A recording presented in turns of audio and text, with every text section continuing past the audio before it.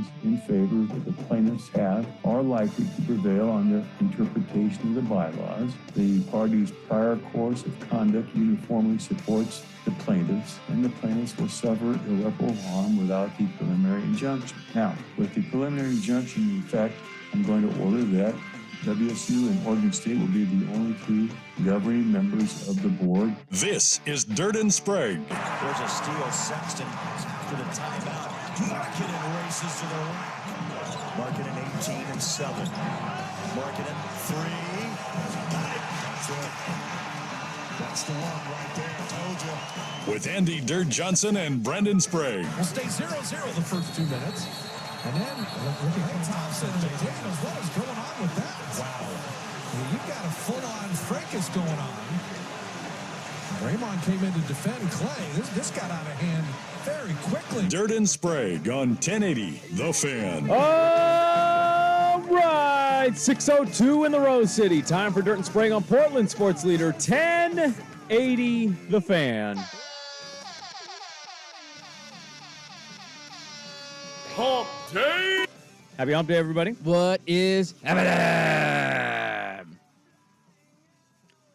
Nice little Wednesday morning. There's a lot going on. I walked into breaking news.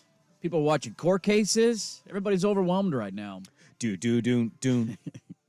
Why didn't we get Judge Judy on the call there? Do. We should have done that. Doesn't Steve Harvey have his own courtroom now, too? He Judge does. Steve Harvey? Judge Steve Harvey. I don't know that's I don't think it's a legitimate court, whereas like Judy's, I think, actually is. Like that, like the ruling in the Judy courtroom is what actually... It's a real ruling, okay. yeah.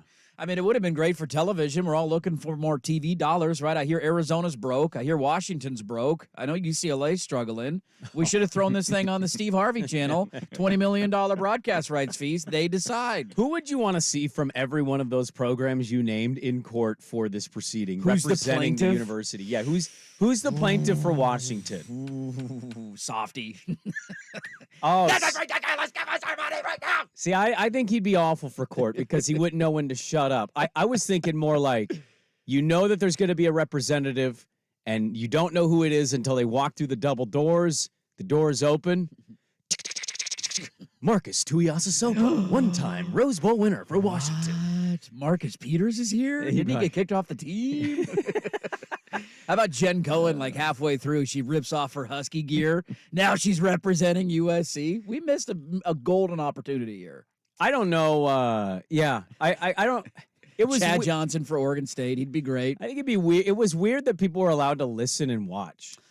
Yeah, it is. Kind of odd. Can you do that in all court proceedings? Is that a thing, or is that just with this one? Courts Well, public are, interest. It's public. Okay. Every once in a while, they will not allow people in due to sensitivity of whatever's going on. I'm assuming like the Trump cases, you can't like watch on a Zoom, probably. No, those I'm guessing very much public. Oh, okay. Well, it's New Quite the York one, opposite isn't way. it? Right? Isn't that? I know there was only one that was going to be public. I kind of want to watch. I want to depends. see what's going on here. the Atlanta one? The tax Yeah. one in New York, probably not. That's the one. I think that's the fraud one. Is the one we can't Yeah. watch. Okay. Because that's a private. That's more private matter. If it's a criminal thing in a public court as he was serving as president, that should be as public as anything you're going to get. If he's trying to overturn an election, specifically in a state with fake electors, I think it's public consumption. Yeah. It should be. I want to watch on Zoom. I'm going to jump into that Zoom chat. Can you unmute me? I'd like to ask a question. I would be willing to wager you don't have to get on Zoom to watch the Trump case. You You're probably gonna just be go on to CNN. Court TV or I would whatever it is. imagine Yeah. Court TV. CNN or That'd be whatever's going to have it. How do you not? C-SPAN. Dude, how do you not? You can just air the whole thing. It'd be a ratings bonanza. I want to know from any Beaver fan who watched that yesterday, because I was following on Twitter. I did not watch. How much of it did you not understand? Like, what percentage of it were you like, I don't really get what's going on right now? I was watching through quotes. Uh-huh. I also wasn't going to log on to Zoom. I was too busy. But like I when I checked in, I'd see the quotes. And from what I saw in the quotes, I mean, Again, I'm not a lawyer, but I'm like, this is pretty easy to understand what's going on here. Washington's attorney's full of crap, and Oregon State, Washington State seem to have all the evidence to win this easily. I don't know. It seems like a pretty slam dunk case to me. I don't know what I'm talking about, but it seems like an easy one. Also, Washington representing the interests of the 10-member schools, or at least their lawyer was the one that was talking a lot yesterday. I've kind of been wondering this. I understand wanting to save every dollar and cent you can. I'm kind of confused why Oregon's involved in this. The 10 departing schools, I think, are just doing it as like a let's band together thing. They're in know. different conferences. They It's are a stupid be idea. Different conference. I don't have an answer for Also, you. like, oh, we're 20 million short of our goal because the revenues are gone. Well, Hey, Phil. Oh, let me get it out of my back pocket. defendants. Hey, why am I catching shots? Why am I getting strays? I'm not filing lawsuits here. Nobody's giving us a chance. Well, the Oregon and Oregon State and Washington State are the plaintiffs here, so they filed the suit against everybody else. Well, why is Washington allowed? Like, why is their attorney the lead spearhead. attorney? Yeah. I guess. Are they the biggest law school in the conference? Somebody brought up a great point know. yesterday because they all had to write their letters at the end of it of like, that we feel this way about the ruling. And Oregon State had one and Washington State had one. And then Washington wrote one. And somebody pointed out the irony of last year when UCLA and USC left the conference, they were obviously removed as voting members, which is a major argument in the Washington State and Oregon State case of like, hey, why were they removed, but these 10 weren't? Make sense. It doesn't. And they have not been included in anything Pac-12 related, but Washington, in their letter that they released yesterday, were disappointed with these results. They included USC and UCLA. It was like a sign-off of all the 10 institutions, and USC and UCLA were in there. Oh, it's maximum dumb. Even though they haven't been voting members for Yep. quite some time, over So- a calendar year. They got the ruling. There's a stay while they scramble around and try to get an appeal hearing by the end of the week, but the stay is only through Monday. So if they can't get heard, if the defendants can't get heard before a higher court, then starting on Monday, Beavs and Cougs are running the show. I'm stunned you didn't become a lawyer. Can I just tell you that? You look like a lawyer. Yeah. You talk like a lawyer. Sound like you know what you're doing I over there. started studying for LSATs, and then I was just thought about it. I was like, I cannot sit in a classroom for another. I had to be done with school. I was just done sitting. I got to go do something. I saw, and this is more legal mumbo jumbo that I would like answers to. Did I see a headline that in the state of Oregon, like starting next year, you no longer have to pass the bar exam to practice law? I don't think that's true. I There's don't no- know about in that. what world is that true? Okay, I'm going to Google it. I saw it on Twitter. It has to be true. Also, by the way, isn't there a thing in Oregon now where they don't? What are they doing? They're like not having to test out to graduate high school. Yeah, Oregon law students won't be required to take the traditional bar exam starting in 2024. So, like, how do we know they're actually qualified to be lawyers? They went through class. I did class. I was So stupid. starting next May, law students won't be required to pass the bar exam in order to start practicing law. Instead, students will have the option to partake in a supervised practice portfolio examination. That seems very... Like a fake law, like a fake court session. This framework allows students to participate in post-graduation apprenticeship before submitting a work portfolio to the Oregon State Board of Bar Examiners. I always wanted to go to court and be a lawyer, but like only court and only the moments when I could be like, I object. Yeah, you're used to seeing it in the movies. I want to be Perry Mason. No, I can. I used to watch Perry Mason, black and I white. would say the amount of time spent actually litigating is an extremely small percentage of the time lawyers what they're actually doing most of the time. Yes, I have a cousin-in-law who is a very serious lawyer, and she, whenever I talk to her about her work, it just Are there sounds, not serious lawyers? well, like very successful, high up, like corporate interest kind of lawyer person. oh, okay. And it's like it's just nonstop Paperwork, Just right? paperwork, Yeah. paperwork. Just Very little of massive it actually happens in a attention to courtroom. detail. You're looking for needles in haystacks. A lot of it's like agreements, like selling agreements or acquisitions, that kind of stuff, and you got to come up with the paperwork for that. It's like, oh God, no, thank you. Your Honor, we move to dismiss. This has not been a Motion denied. Motion denied. How dare you? I just want to say all the phrases in a courtroom with a judge there. You should have been an actor then. Wow. That's a good point. That's an easier path to being a lawyer than actually being a lawyer. I've always Going to law school? Hell no. do you feel like that's one of the easier roles to act in? I've always felt like lawyer's not a very hard role. If you can internalize the language, the vernacular Sure. for all the legal and Mumbo make it jumbo. Yep. Yeah. So if you can do that, and it sounds same thing with being a doctor on a TV show. If you can get all the medical terms down and it sounds natural, Do then you concur? Is that your legal mumbo jumbo? That was my doctor thing. Oh, concur? It's, Leo Concurs? DiCaprio from Okay. Catch Me If You Can. He watches like a doctor show and he's like stuck in a surgery. He's like, "Do you concur, doctor?" He's like, He just passes himself off as a real doctor. Yeah, Jordan said it's true. My lawyer wife, who has worked her ass off and paid to join the bar, is less than pleased about this news. That can't make people happy. Like, yo, you No. don't need to take the big test that everybody else does. We'll just, we'll have a mock thing and we'll act like this was real. People are just texting in, you can't handle the truth. Yeah, the truth, you can't handle the truth. That's got to be the most popular court movie scene of all time, right? That's got to be up there. Ooh. It's probably More so than my cousin Vinny. What are the other popular legal? Stand. Are we going Miracle on 34th Street? Utes? You can't prove he's not Santa Well, Claus. the reason I asked if you guys thought it'd be the easiest role to act in as like a profession is because legitimately I watched a man squeeze his face with a toilet seat and then go to court and lose his ass and win the case. And he convinced me that like that was real. Jim Carrey in Liar Liar has convinced me that somebody could actually be going through all that in their life and still be successful doing it. You stuffed her like a Thanksgiving turkey, didn't you? I did. That's what happened, didn't it? When he breaks that guy on the stand in that movie, All-time classic. I mean, the guy's just like, what? I did. Just finally admits that he slept with her. Yeah, and other people chiming in don't like the new program. Take the frickin' exam like everybody else. Yeah, what are we doing here? Our standard? We've lost our standards? I mean, I think this has happened in a lot of industries. Our standards are slipping. I tend to believe in Oregon, as a parent and former student, that we have gravitated too much towards test taking. Everything is a test. If you don't pass this test, you're stupid.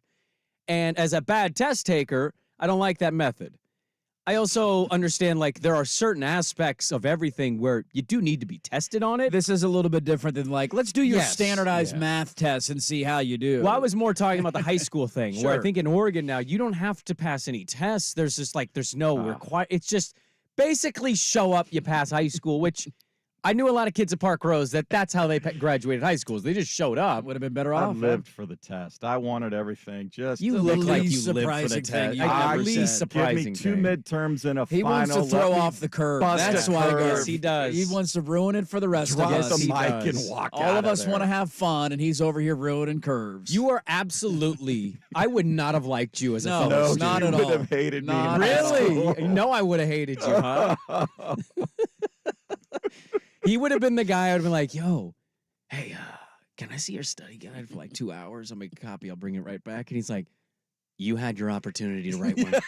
Why didn't you attend class for the last 3 weeks, Brandon? Where were you? Oh no, I was not a good note to. I figured out I had a photographic memory, and I just crammed the hell out of Jesus stuff. So Christ. there was very little notes in. I really would have hated you. Yeah. Study? Who needed to study? Nah. I got We a got a test tomorrow. 97. All right, give me an hour and a half. Where's the textbook? Let's own in. Here I was thinking my 67 was going to get curved up to a 72, and I was going to be No. happy with that grade. But no, this jackass Oh, ruined yeah. it for everybody. And I tell you, one of my, I think it was my second year at Oregon State, I had to take a astronomy class, or not astronomy, astrology. No, astronomy. Sorry. My wife is into astrology. I took an astronomy class, and I got out of the first exam, and there was a phrase for the class that they had used that I wasn't as aware of. And so we had gotten our exams back. Nobody really looked at them because it's kind of a grab and go situation. And so me and 3 friends grabbed them. And as we come up the stairs out of the class, out of the building, one of the friends goes, yeah, how about this stars for, and it rhymes with stars and starts with a T back in the day. Give you Sure. an idea of what I'm talking about Yeah, here. yeah. Basically, like, you're an idiot Yeah. if you can't pass this easy class. Yes. And then we all, right after that, showed our test scores, and I opened mine up, and I had a 55%. And that person, just perfect comedic timing, went, well, I guess you're the brightest star. And I felt like an idiot. I felt like a real idiot Yeah, for like 2 hours. Well, if it makes you feel any better, I signed up for a math class in college, Math 95, which was like the most basic math you could possibly take. That's like intro to like pre-algebra. addition and subtraction. These are numbers. These are, and I read the syllabus. What's and I the was, number? What's the shape? Yeah. I read the syllabus and just thought, nope, this is gibberish. I'm dropping this. Let's take 4 years of Spanish. Math 105 at Oregon State is still to this day, in 2009, one of the greatest cheating scandals in college football history.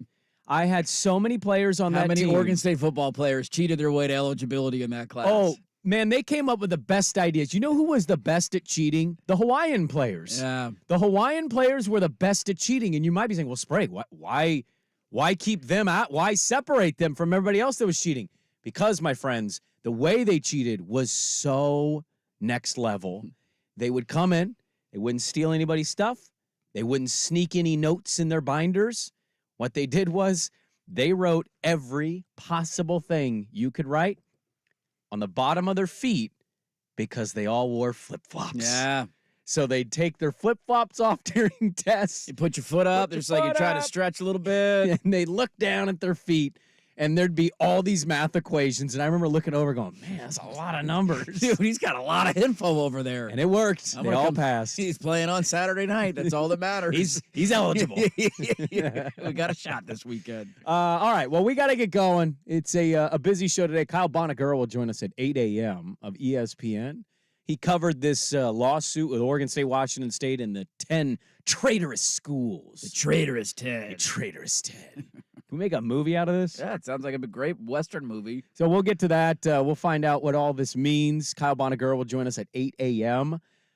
It is a status story. Are we doing status story this week? Or are we? No did we status nix story. it? We're Okay. nixing it this week. Yeah, well, I think we might nix it the rest of the year, to be honest with you. Yeah, we'll just see how it goes. There's a lot going on. We got Bonagura at 8. It's like, I don't want to go from Bonagura to like, hey, how many pumpkin pies are people going to eat on Thursday? And you know that Mr. Goody Two-Shoes over there is going to ride your ass in the middle of an interview on the clock, and then he'll come back and he'll go 8 minutes long past the clock and not care at all. Exactly. So now we can react to what Bonagura says. We don't have to worry about that weird, like, hey, do we need to bump this segment? What's going on here? We're not going to do that. I think I have the best NFL zig-zag. I love it. I'm ready to zig and zag. Are you ready? I am. I think I went 100% last week. My zigs and zags were dialed in. Okay, I thought you should have zagged when you should have zigged, but that's not the point. So we'll get to that. 6:45. The college football playoff. I actually have a point of contention with the committee. We're upset about rankings. I'm worried. Oh, Upset's not the right term. Worried Okay. is what I would classify it as. So we'll talk about that. And is this the greatest Oregon offense of all time? I want you to noodle on it. Don't react with emotion. Noodle on it, because there's one former coach suggesting it might be. So we'll get into that coming up as well. Dirt and Sprague, let's get it going. I have a surprise start for Dirt, and I'll tell him and show what it is next on The Fan.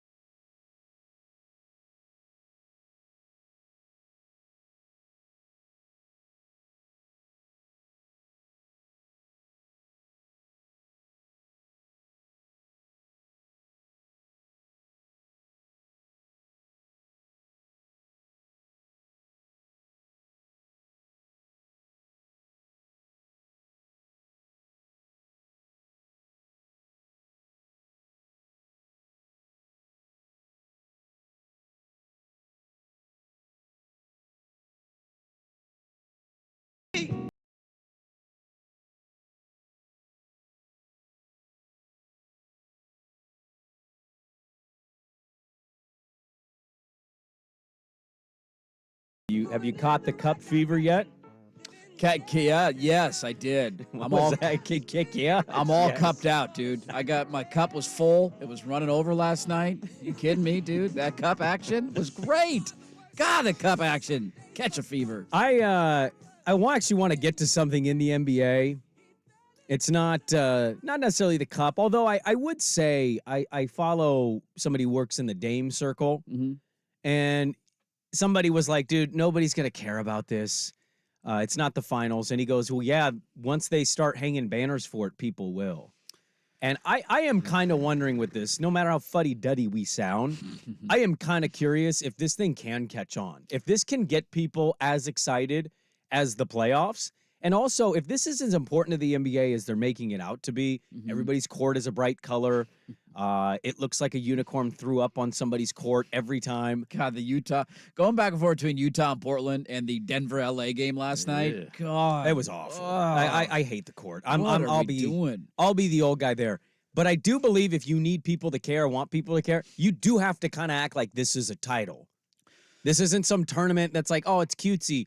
I think if you really want the casuals to care, you got to treat this like a championship. I mean, maybe they will when we get there in Vegas. My critiques remain the same. It's year one, so I'm not going to throw out, the future of cup action. But my two critiques were, one, the schedule doesn't make any sense. Nobody knows when these games are happening outside of seeing an ad on television. Like, I did not know that. That's why they did the court. So when I know. You look so at the game. Yes, you know that it's a cup game, but it's also too much. Like, I can't handle it makes me not take you seriously. Like the NFL doing a special, this is an in-season thing when we're going to paint all the fields yellow. Like, what? No, nobody would take that seriously.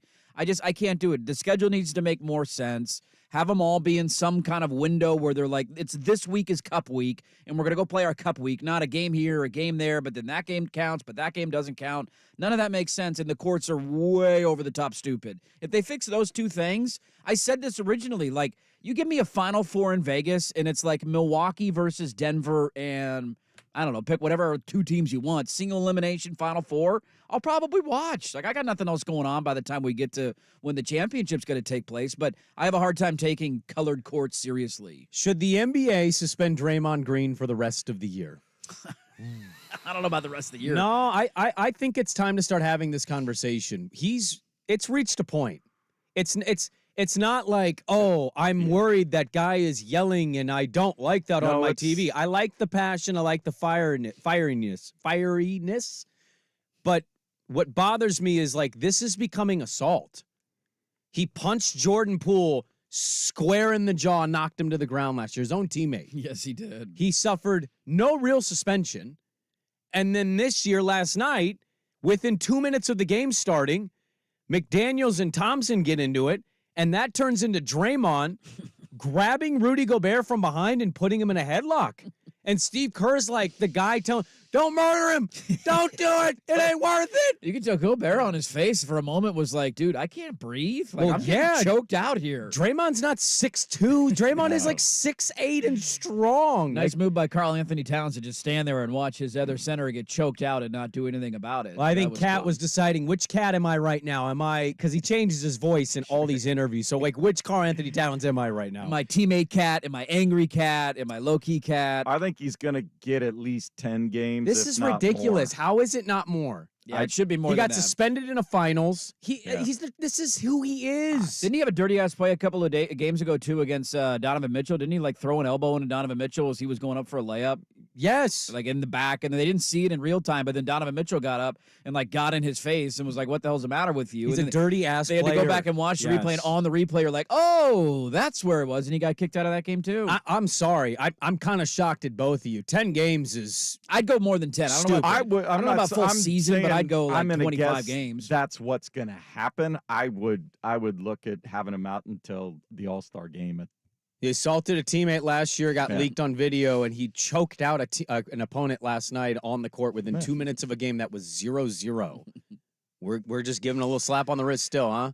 Well, I think 25 games is a little bit more than a slap on the wrist. I honestly would suspend him for the year. I'm done with this crap. This isn't even entertaining anymore. This is becoming physical assault. I just find it funny that the Warriors kind of suck. I can enjoy that. Well, Steph's out. Yeah. He sprained a knee. So, hey, that's good. I'm really disappointed in both of you in this segment. You want me to kick him out of the league forever? I thought you guys have a little more towards my end. Swag came and was like, 4 games. I believe he said 10. 4 games. He said 10. I And said I 25. think that's What's what 10 Silver games? will What's do. 10 games for I that would guy? I would kick him out until the All-Star break. He's going to sit out 10 games anyway. You might as well just say, well, those are our rest days. That was the funniest thing about Gobert's comments after the game. He said he just does this when Steph doesn't play. He wants to get ejected because he doesn't want to play without him. Because he wants, if he lose, he did this. He did this the year that Steph got hurt. He gets kicked out of these games, so when they lose, you can't really pin it down and say, well, see, you're carried by those guys. We all know he is. He's a great player for that team. He's a role guy, though. But we all know that bread and butter has been Clay and Steph for quite a while. And if they're not out there at their highest, peak performance, that team doesn't win. He doesn't move the needle. Put him in Washington. What do you think Washington's record is with Draymond? I mean, probably the same as what it is with Jordan Poole. So, yes, I think that's a definite real thing. I watched that team that year. He was getting ejected, so they wouldn't be losing with him on the court. I mean, it'll be really interesting to see what the NBA does here. That's the most aggressive that I've seen. We've seen pushing and shoving. Usually NBA fights, I'm just nothing tired of actually this guy, happens. dude. He's a clown. All he does is bitch and moan about every single call. He gets away with more than any other player, and now he's assaulting other players. It's ridiculous. Yeah, I don't disagree with you at all. It's a good test for the NBA and Adam Silver, man. They were aggressive with the Ja Morant stuff. That was off the floor. That's an image thing. This is on the floor stuff, causing harm to other NBA players. I'll be curious to see what they do. Let's go to the NFL. We got NFL zig-zag coming up at 6:45. We'll dive into the college football playoff at 7. And is Oregon's best offense ever this year's team? Once you really think about it, noodle on it. We'll get to it at 7:15. Dirt and Sprague back with more, but for Swag with a sports update. Now, from the Spirit Mountain Casino Sports Desk, a Sports Center update on 1080 The Fan. Brought to you by A&E Plumbing, Heating, and Air, serving Portland, Southwest Washington, and the Gorge. Online at aneheatingandcooling.com. It's hard to stop a train.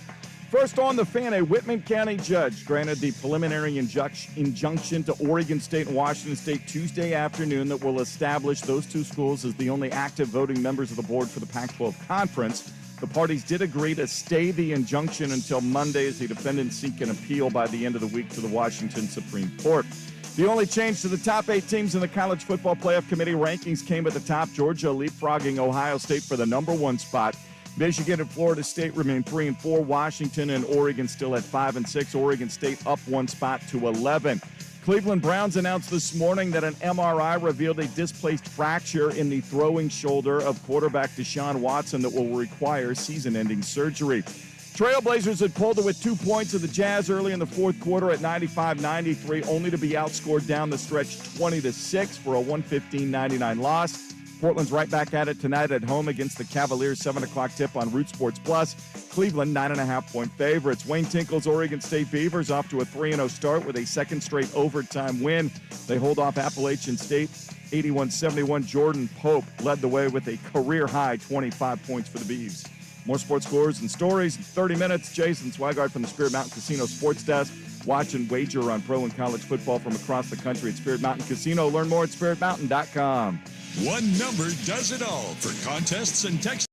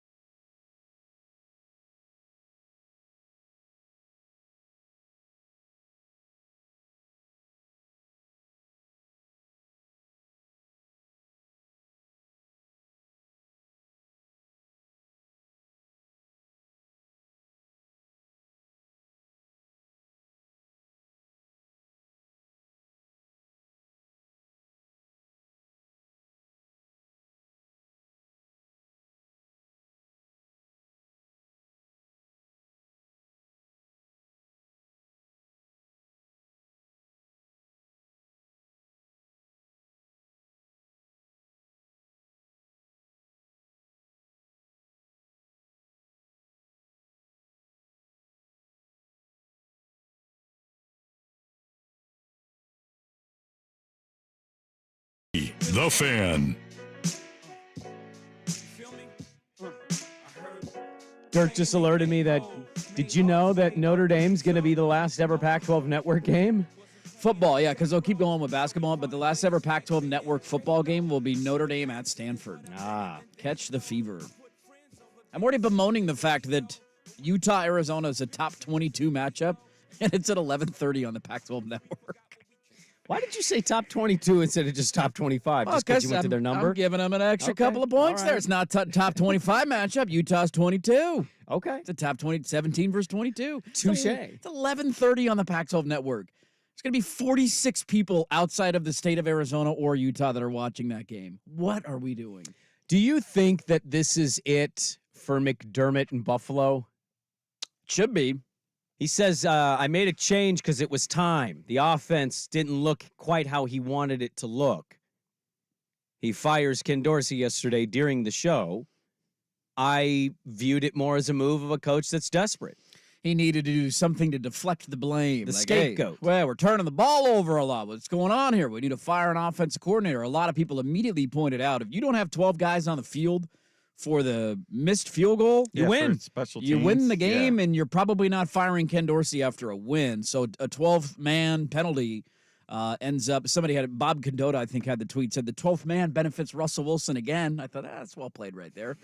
So and then they make the kick, and now he's fired because you lose. I think there's truth somewhere in the middle here, though, because a lot of people have pointed to the advanced metrics of Buffalo's offense, and it's not that bad. But it's like there's a lot of numbers that show that it's actually better than when Dayball was there. Sure. This is one of those times, though, that I feel like eyeballs are more important than analytics. Like, we've all watched Buffalo this year. And I'm not saying they've been terrible in every game. They've had some really, like the Miami game, for example. They were unstoppable in that game. A lot of teams have been at times against Miami's defense when they're not healthy. But, like, dude, we've watched that team.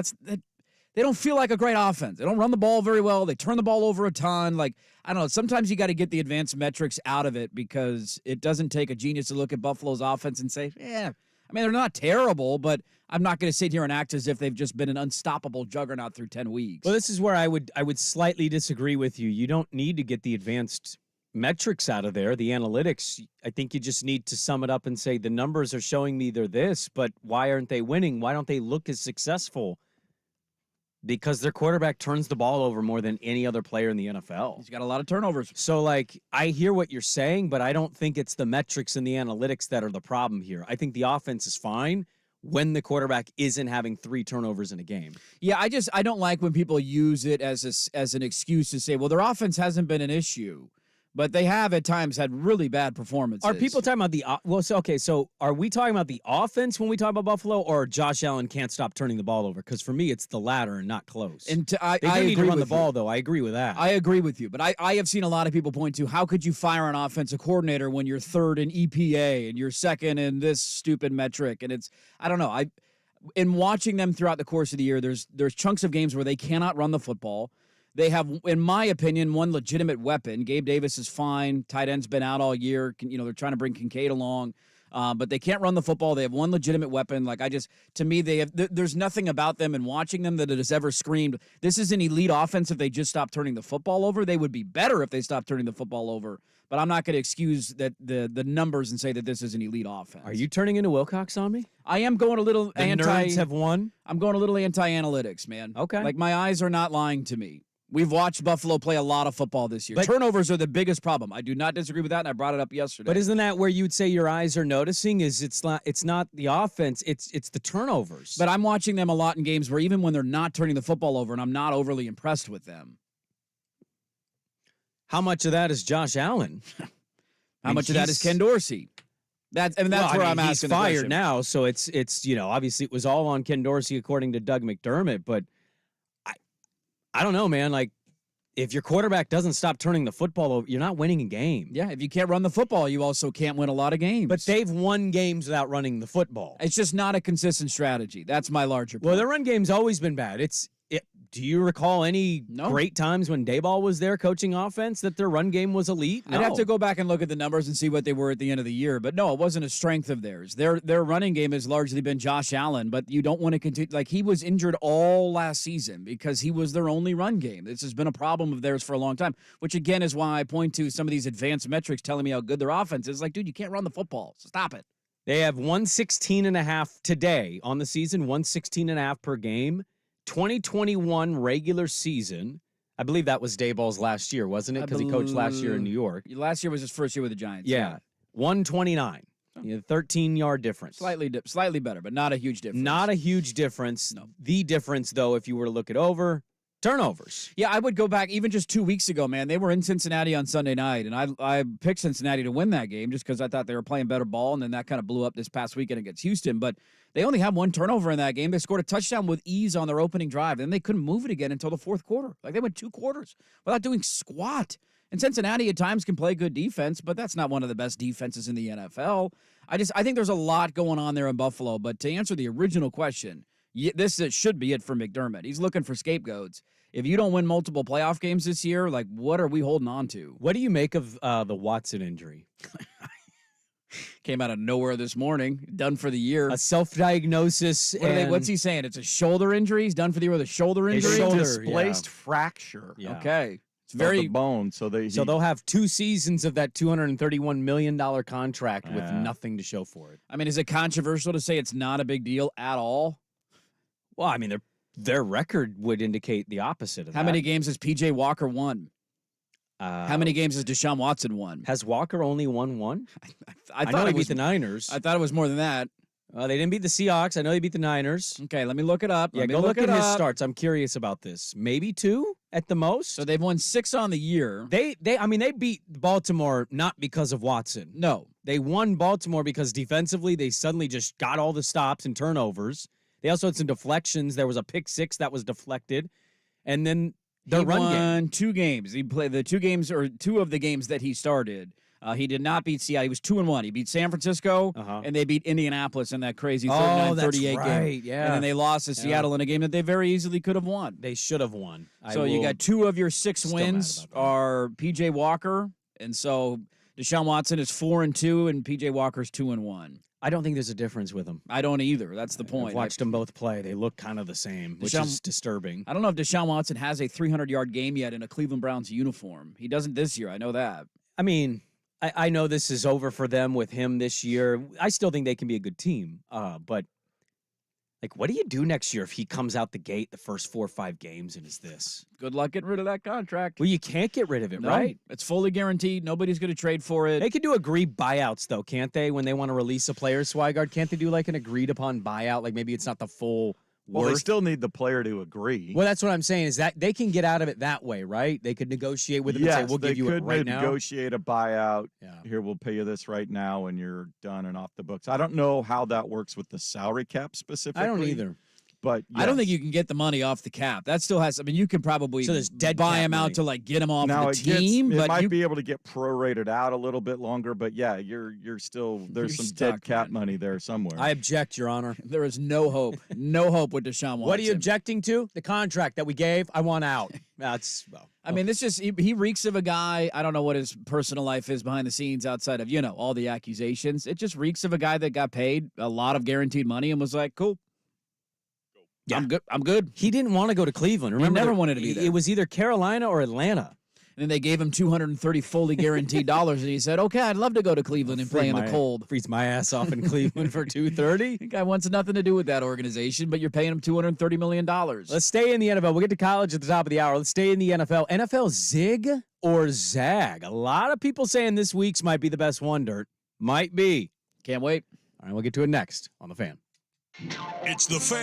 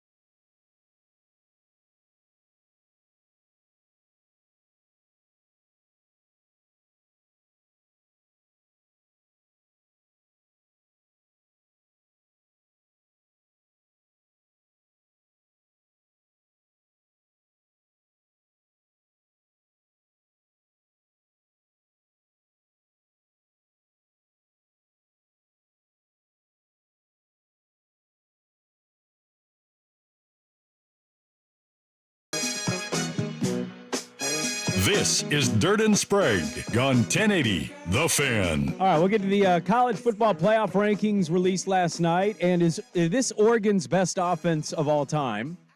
All of that is in the second hour of the show.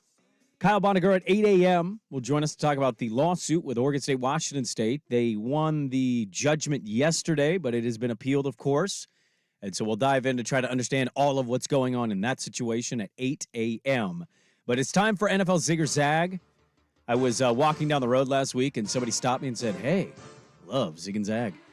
I'm a zig guy. They said they were a zag guy. Oh, they're a zag off guy? Yeah. Okay. Let's start. Baffling team, Dirt. Baffling team. The only team to be outgained in 9 straight games, but is somehow 6-3. The Pittsburgh Steelers.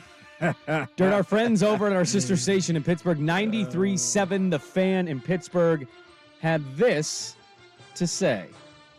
The Pittsburgh Steelers are 6-3. And in this immediacy, I think they should be celebrated for it, no matter how it's happened, right? That doesn't mean that I dumb down what I think needs to happen at the end of the year. That doesn't mean that I don't recognize the warts or see the things that they need to get better at.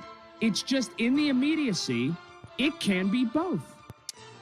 Zig or zag, it should be celebrated. The Steelers are 6-3 in Pittsburgh. I'm gonna zag on that.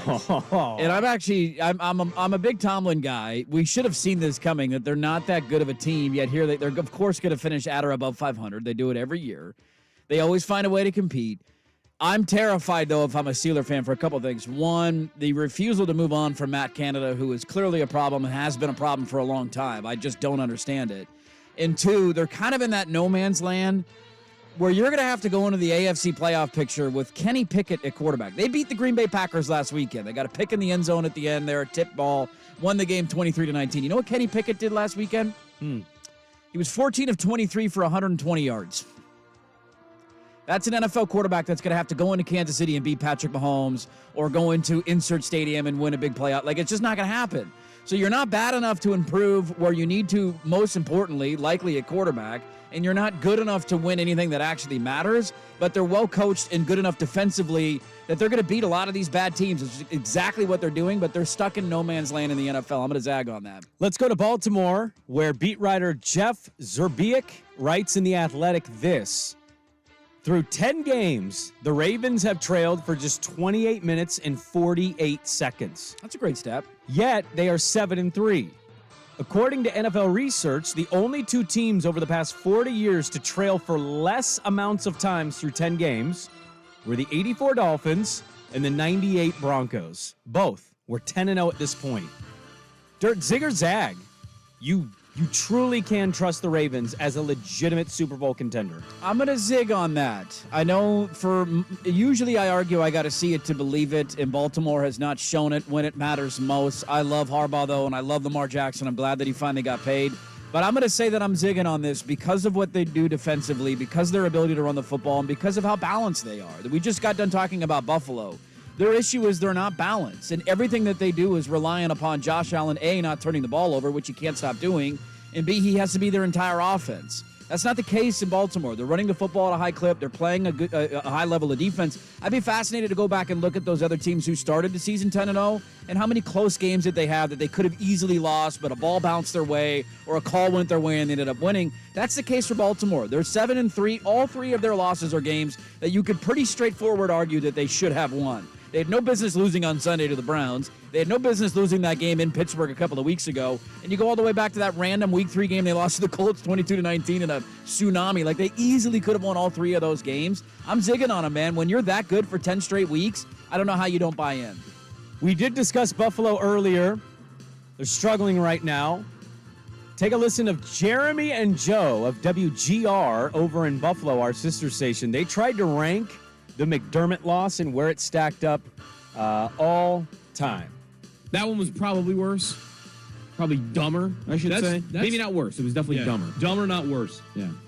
It's an odd one, Joe. I'm trying to think. So before Thursday Night Football was here, the Amazon crew came in, and they filmed us talking about the Bills that week. Yep.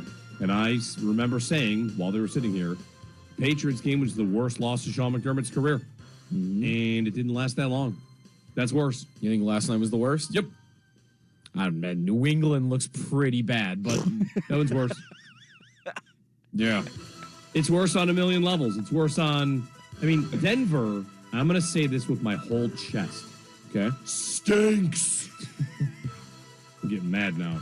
Denver's so bad, they play to lose. That's a loser football team, and they beat you.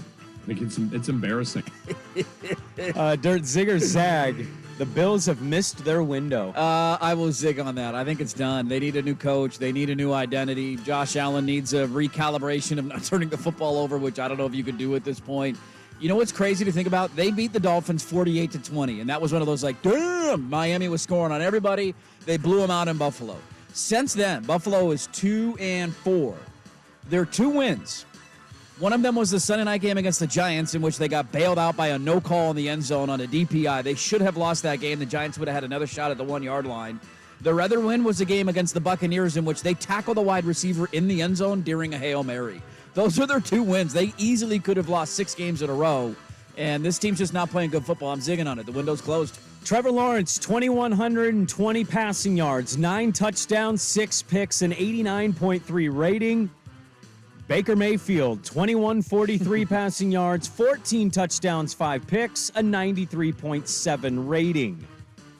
Dirt, quickly, zig or zag? The Jags should be worried that Lawrence doesn't look like the number 1 overall pick. I'm gonna zig on this. It's year 3. I think year 3 is when you expect some growth. Year 3 is when you expect development. They've done a good job, I think, of building things around him. I believe you and I disagree on it, but I believe he has a good head coach that's going to help him grow. And the numbers just aren't there this year. What they looked like against San Francisco this weekend was an eye-opener. I was confident the 49ers were going to win that game. 34-3, and him looking like he's playing against a NFL team when he's in high school was a really concerning sign. So year 3, I'm zigging on that. I'm not done with him. I'm not punting on Trevor Lawrence, but when you see year 1 to year 2 significant growth, and then what appears to be year 2 to year 3 significant regression, that's a major concern. Here we go. NFL zig or zag. We do it every Wednesday at 6:45. Hour number 2 is ahead. The controversy and thing to pay attention to the playoff ranking that stuck out to me. I'll tell you what that is. And is this the greatest Oregon offense ever? We'll get to all that next. Hour 2 on The Fan.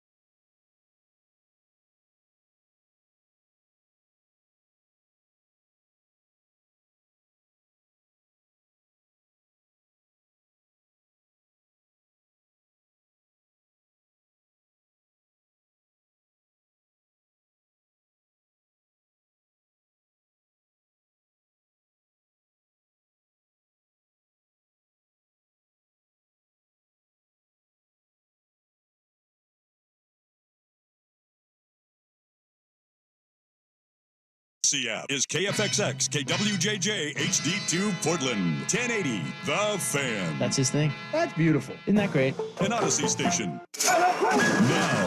Now, from the Spirit Mountain Casino Sports Desk, a Sports Center update on 1080 The Fan. First on The Fan, Oregon State and Washington State prevailing in the latest round of legal wrangling over control of the Pac-12 conference. They were granted a preliminary injunction by a Whitman County judge.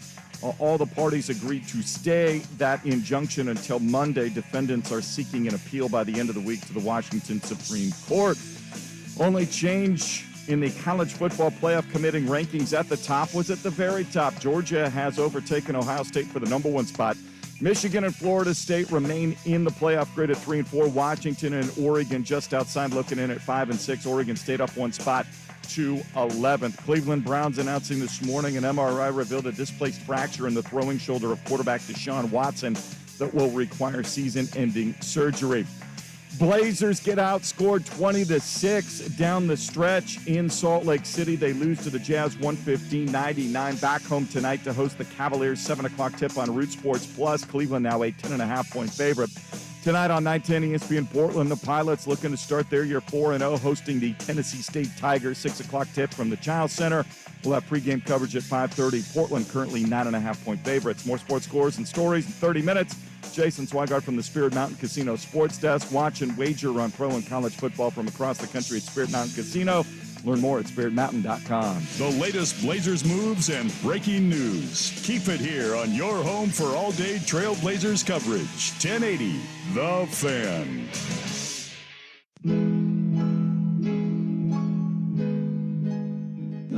And, how do you enjoy prosperity? Well, you do all the stuff that got you there in the first place. This is Dirt and Sprague.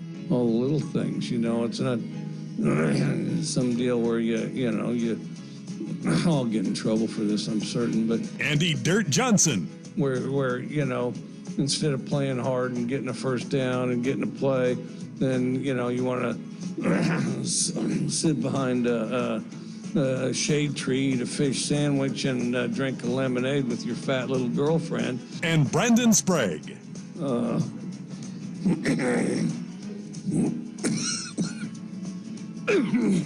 I'm working on this trademark cough. What do you think?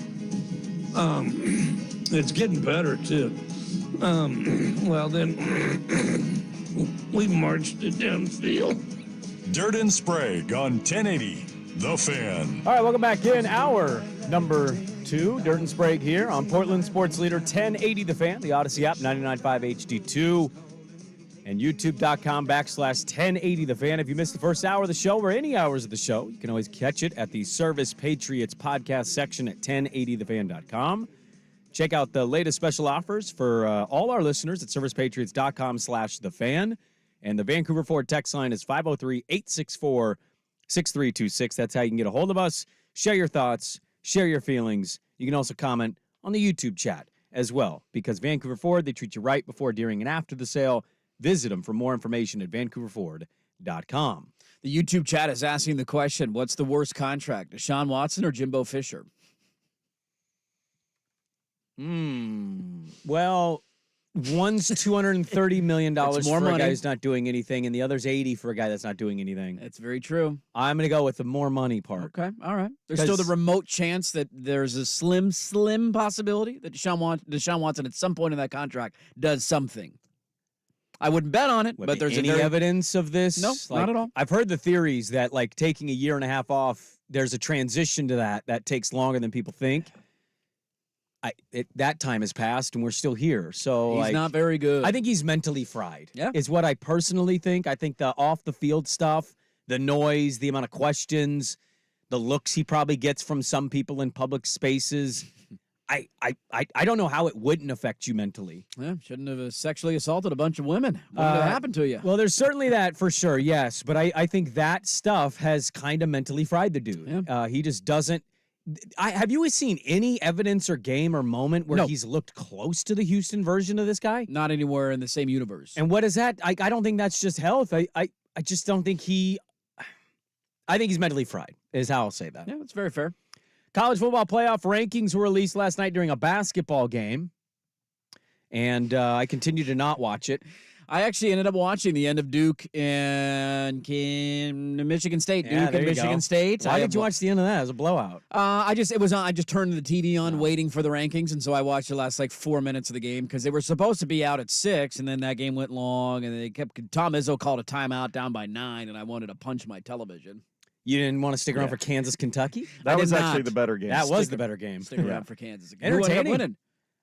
Kansas. Oh, nice. Kansas. Yeah. Close game, though. Number 1 team in the country. Yeah. Yep. Look at that. Boo Kerrigan is the guy representing the playoff on these college football playoff ranking shows. Yes. And Florida State continues to be ahead of Washington in their old rankings. Mm-hmm. He was asked, why is Florida State ahead of the Huskies? Yeah, Florida State really good offensively, has been really good defensively. Don't undersell the Miami-Florida State rivalry as well, and that's been going on for years. Miami hit a big play for that touchdown in the second half, but we felt Florida State was the dominant team in there, and Washington continues to win.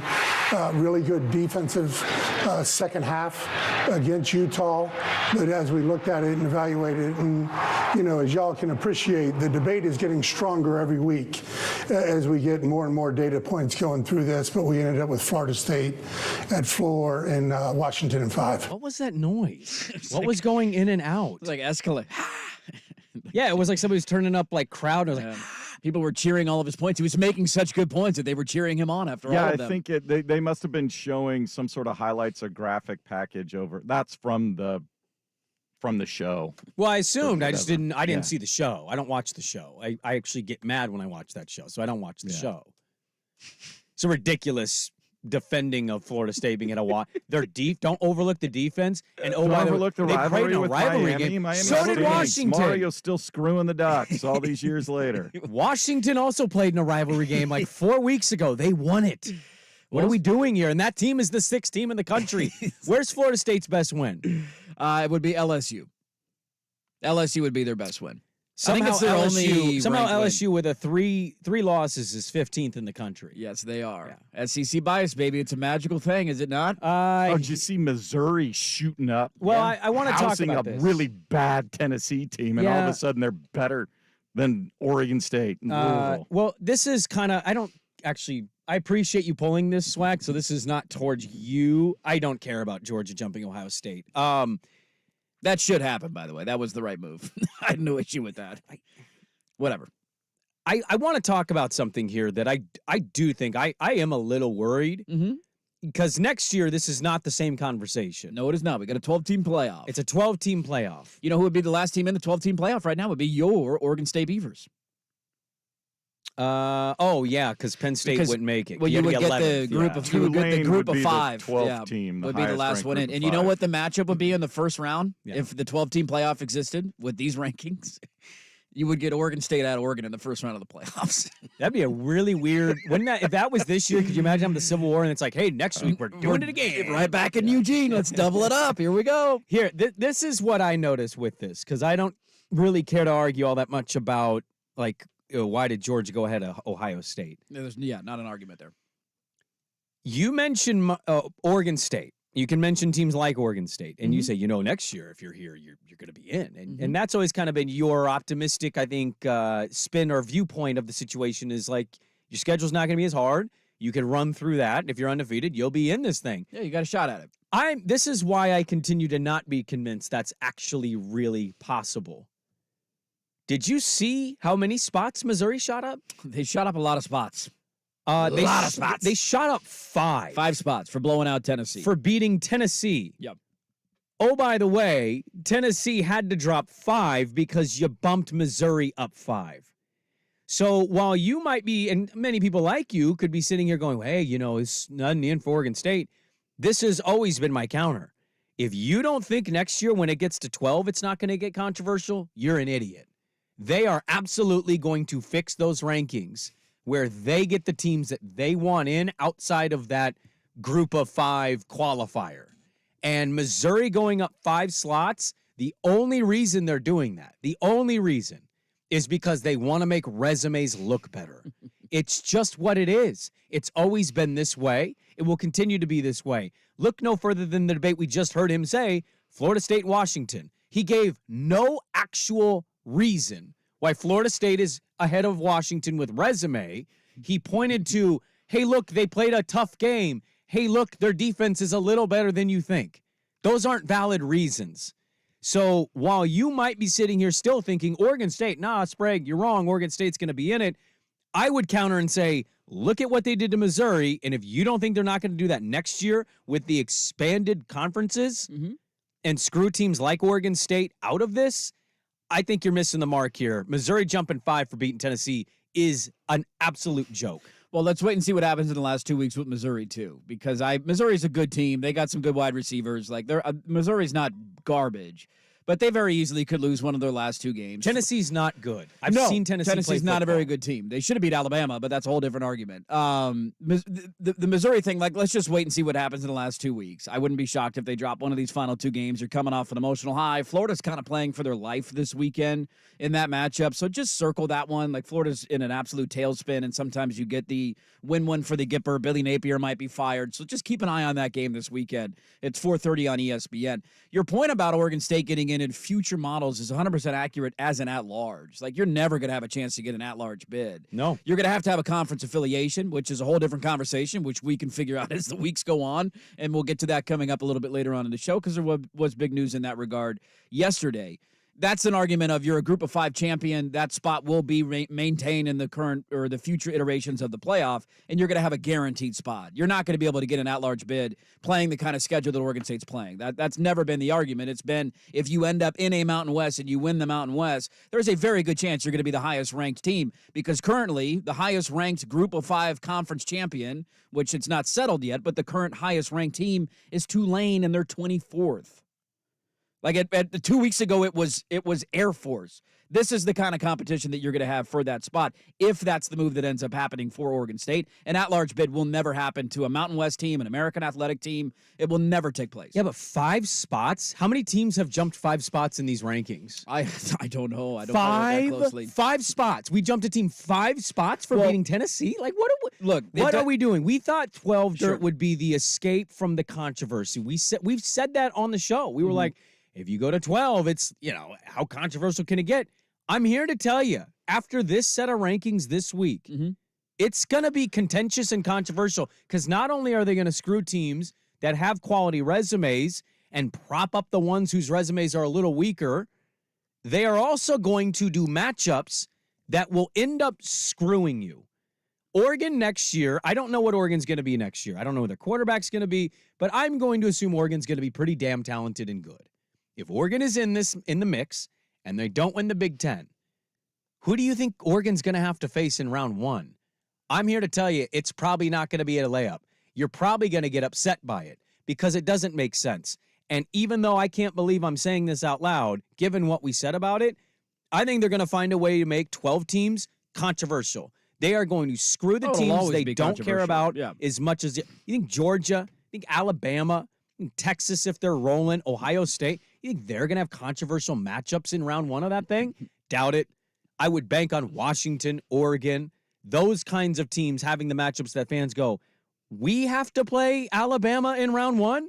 Like, that's kind of what I think the future could be. Yeah, so a couple things on this. The Missouri thing is laughable. They should not be ranked 9th in the country, and beating Tennessee should not be a barometer to jump 5 spots. The point that does need to get brought up, though, is part of the reason Missouri jumped so much is you had 3 teams ranked directly ahead of them that lost.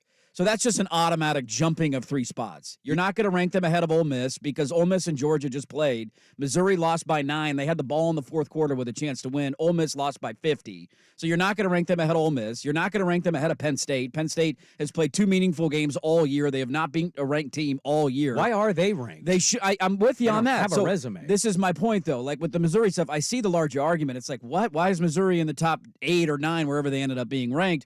And then you had who was the other one? Tennessee, I believe, was 13th and ranked ahead of Missouri last week by 1 spot, and they obviously beat them. So you had 3 teams that were automatically going to fall behind Missouri. So no matter what, you were going to jump them up 3 spots just based on winning that game and on the other results that happened. The conversation that needed to take place was, would you take Missouri to beat Oregon State right now? They're both 2-loss teams. I don't think that I would. And then the Louisville one, I'm not splitting hairs on that, dude. Louisville should have lost to Virginia last Thursday. Virginia's a terrible football team. What's Louisville's best win this year? Like, that one doesn't bother me a ton. But part of this is the fact that those teams lost. The funniest thing right now in the rankings for me is how badly the committee wants to move Alabama up, but they're unwilling to do so because of the head-to-head and also how high they value Oregon.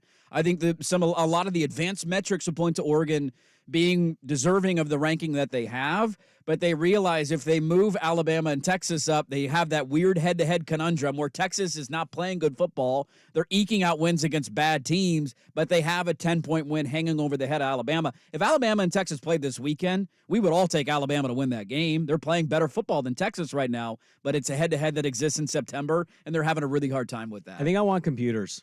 I'm okay with that. Go 12 teams with computers. I'm out on this human element. It's bull. It's stupid. Michigan's only good win of the year is Penn State. Penn State has 0 wins of convincing fashion. Yeah, the tough part with these rankings is no matter what you do, you're going to piss somebody off. Like, there's no right answer here. There is no right top 10 because everybody plays a different schedule. Everybody has different losses. Like, there's no way to make everybody happy. No, there's not, but there's certainly ways to avoid looking biased, and they certainly don't do that. They do. And the the Washington Florida State thing will be an argument that rages on. They made no valid arguments last night. No. The argument is simply the two teams that Florida State quote unquote struggled with were Boston College and Clemson.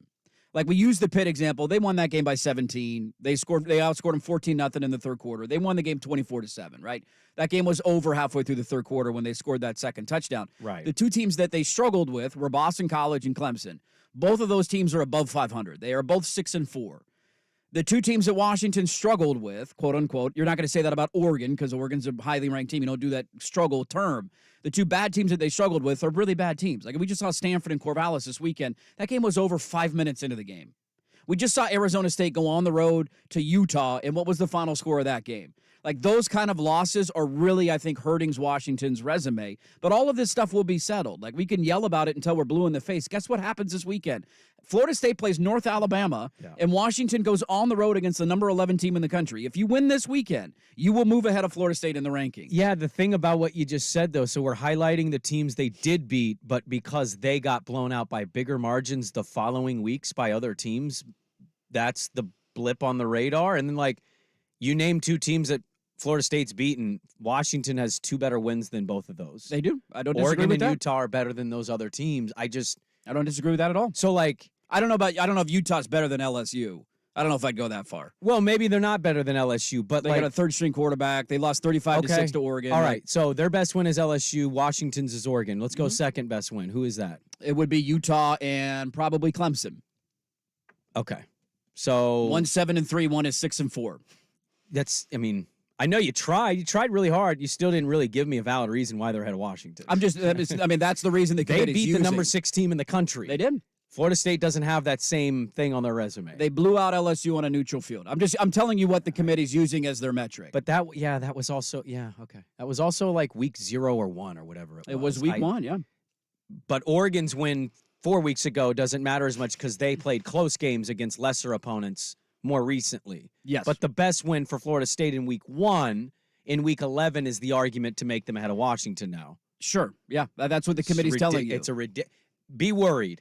The humans control the 12-team playoff. They will screw that up, too. And we will argue about this next year. Oh, we'll argue about it every year, yeah. Because Missouri jumping 5 spots it's ridiculous. It's propping up of other resumes is kind of what that is.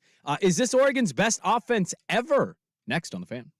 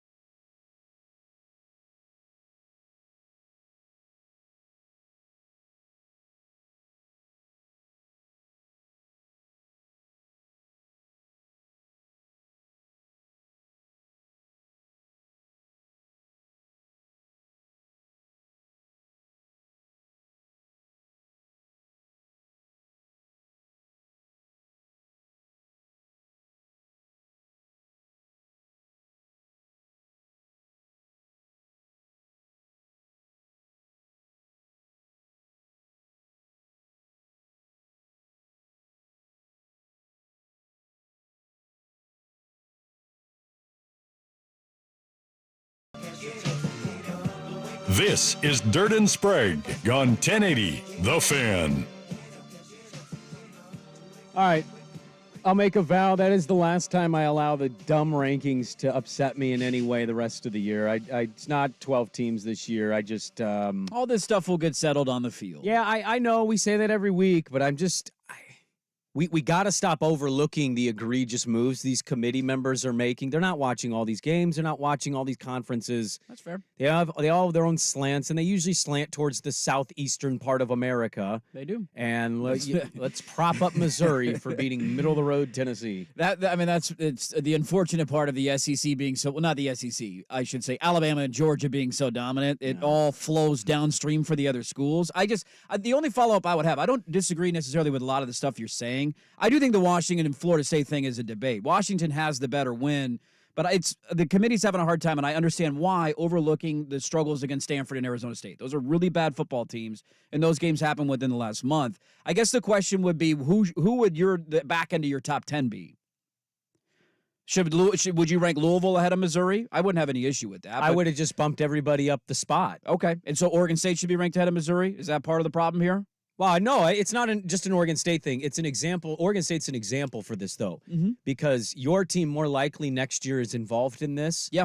I don't know what the certainty of Washington State, Oregon State is with the conference stuff. We'll ask Bonagura, but I just don't think that they're going to be flexible with teams like that. I think they're going to find ways to say, hey, Missouri beat a top 23 team. Let's bump them up 6 spots.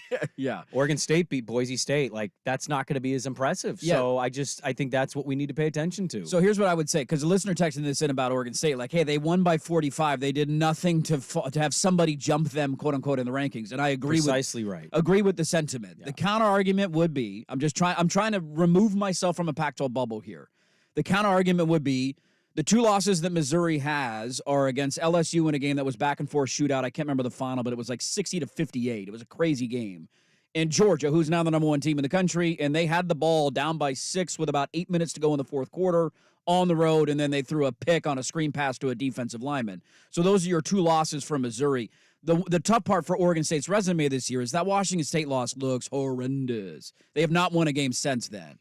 So that's the Arizona loss is looking better and better as week goes on, and especially if they beat Utah this weekend, that's a quality loss. The Wazoo one at the time, you're like, hey, they're undefeated. That's not a bad loss. They have not won a game since then, and they've been blown out in the majority of the games that they played. Yeah. And so I'm just trying to make the argument. So one team loses, they get credit for how good they looked when they lose. The other team loses in week 4 or 3, and it's, man, let's bring that back for the argument.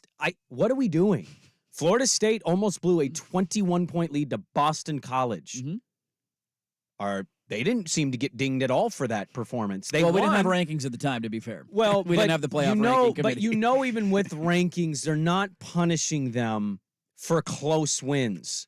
They punish selective teams for close wins. Washington is going through this. Win out, you control your own destiny, all that, yeah. But, like, when we're highlighting who teams win and lose, I don't like this. Like, you're kind of like, oh, Missouri lost, but man, that loss, and then like, oh, Oregon State lost weeks and weeks ago, and they're clearly better than Washington State now, but they lost. It's like they're both losses. There's not a part on the schedule that says close loss to Georgia, loss to Washington State. It's just a loss. It's column wins and losses. So all losses are created. They're all the same? You're using a loss, but in your argument, you're using a loss as like a bragging point, whereas the other one is like a shame, like, oh, that team's lost 6 straight, and it's not a good loss. I'll acknowledge that. I'm trying to reasonably argue why they would rank Missouri ahead of Oregon State. And that's why I want to get rid of the humans, is we're arguing about losses now. It's not even about wins. It's like, whose loss looked better? Well, it's part of the reason Oregon is the highest-ranked one-loss team. They lost a field goal game on the road at Washington. Like, that's why they're the highest-ranked one-loss team. Kenny Dillingham said this about Oregon this year. They're probably the best Oregon offense since the Chip Kelly era, since the Mariota era. This is the best Oregon's been on offense, in a long time, and that's including me there last year. They're better than we were last year, and that's just me being completely honest. And I think what makes it scary is you're good up front, you have good wideouts, you have a good running back, and you have an elite quarterback. I don't know where the flaw lies. If you look at their offense and you look at their starters, there's probably 8 guys that'll play on Sundays, there's potentially 3 to 4 guys that can be first or second round picks that are currently playing. And if you have 4 first or second round picks on one offense at the same time, and one of those guys is a quarterback, so that's a dynamic. They play Arizona State this weekend, 1:00 kick. I didn't want to allow the college football playoff to steal this segment. I'm actually kind of getting mad about it because I was bothered by something and I allowed those emotions to be played out on the air. We should add another category to the rankings next Tuesday. Great loss. And then we'll just stack up and we'll just see who has the best losses. That being said, Dillingham suggesting this is the best Oregon offense in a long time. I don't think he wanted to step in it. I would be willing to wager that if you poked and prodded, Kenny Dillingham would giggle and then probably say, yeah, it's the best Oregon offense of all time. It is to me. How do you feel about it? It's hard to disagree with the opinion. I think you've had more dynamic play at certain positions, mainly quarterback, and this is nothing against Bo. I just think Mariota was that special. I know the numbers, a lot of people are pointing those out in the year that he won the Heisman. It's very similar through 10 games of the season. That's just an eyeball test thing for me. It's a talent around you thing. That I think Mariota was the better college quarterback. I don't think it's a controversial opinion. Bo is the front runner to win the Heisman right now. He's having an unbelievable season. But I think when you look at the talent that they have everywhere, there's no weakness. It's a good offensive line.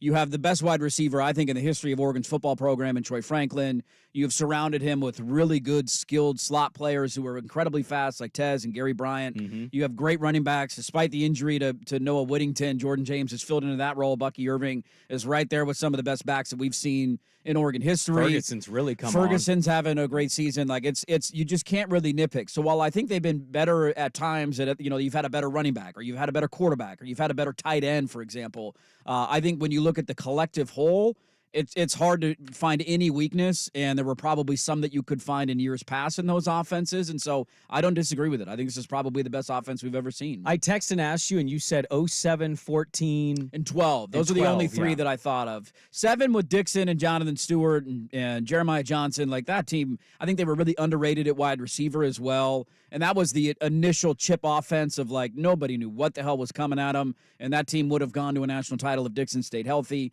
12 was the year, Mariota's first year as a starter, when they just kind of burst onto the scene with DeAnthony and all those guys. And the only game they lost that year was when Zach Ertz was out of bounds, but they called him not out of bounds. Is that the Kansas State season? That was the Kansas State blowout in the Fiesta Bowl. And then 14, obviously, the year that you went to the national title. What caught you in the end there was your wide receivers got hurt. And so by the time you played Ohio State, you didn't have a lot of guys left to throw the ball to. Like if you put a Troy Franklin on that offense would probably have a pretty strong argument. But by the time the year ended, you just didn't really have any elite wide receivers left. Yeah, I went through some of the metrics, and boy, they really, I can't get 07 because it only goes to 09 on CFB stats, but going through some of the metrics on those teams that you mentioned, it's really interesting to look at yards per play, total yards per game, all of the metrics that you use to kind of look at what an offense is.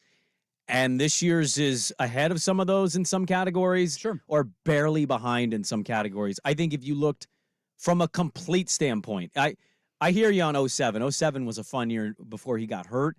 I think from just an overall health standpoint, not like physical health, but health of how complete you are, I don't think I've seen one more complete than this. I've seen some damn good running ones. Obviously, Mariota and what he was. Troy Franklin is the difference maker here. Yeah. I can't think of a wide receiver for Oregon that comes close to what Troy Franklin has done this year. I mean, you've had some good ones, but nobody at this level. He might be playing himself into a high NFL draft pick, and Oregon, I don't think, has ever had a wide receiver taken high. He looks like a first-round guy. I mean, that's what he looks like. Draft. It's one of those like reminders, too, that you're very thankful for Lanning, because when they hired him, you weren't sure what the offense was going to look like. Like that was the question. You're hiring a defensive coach. Are you going to be good offensively? They brought in Bo Nix, and it's like, oh, God, this is going to be terrible.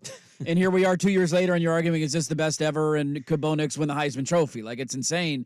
That was the biggest criticism with Mario when he was here, the way he utilized quarterbacks and how 1997 his offense was, and it was incredibly frustrating to watch. Oregon had buttered their bread for years on being elite offensively. And they went away from that for a while, and now they're back to that despite the fact that they hired a defensive head coach. We'll see what happens next year when Nick goes. You got to find a new quarterback and all that, but it's very refreshing to have an offense that's fun to watch again. What's crazy is you're entertaining my question, and you're maybe even agreeing with it to a certain extent.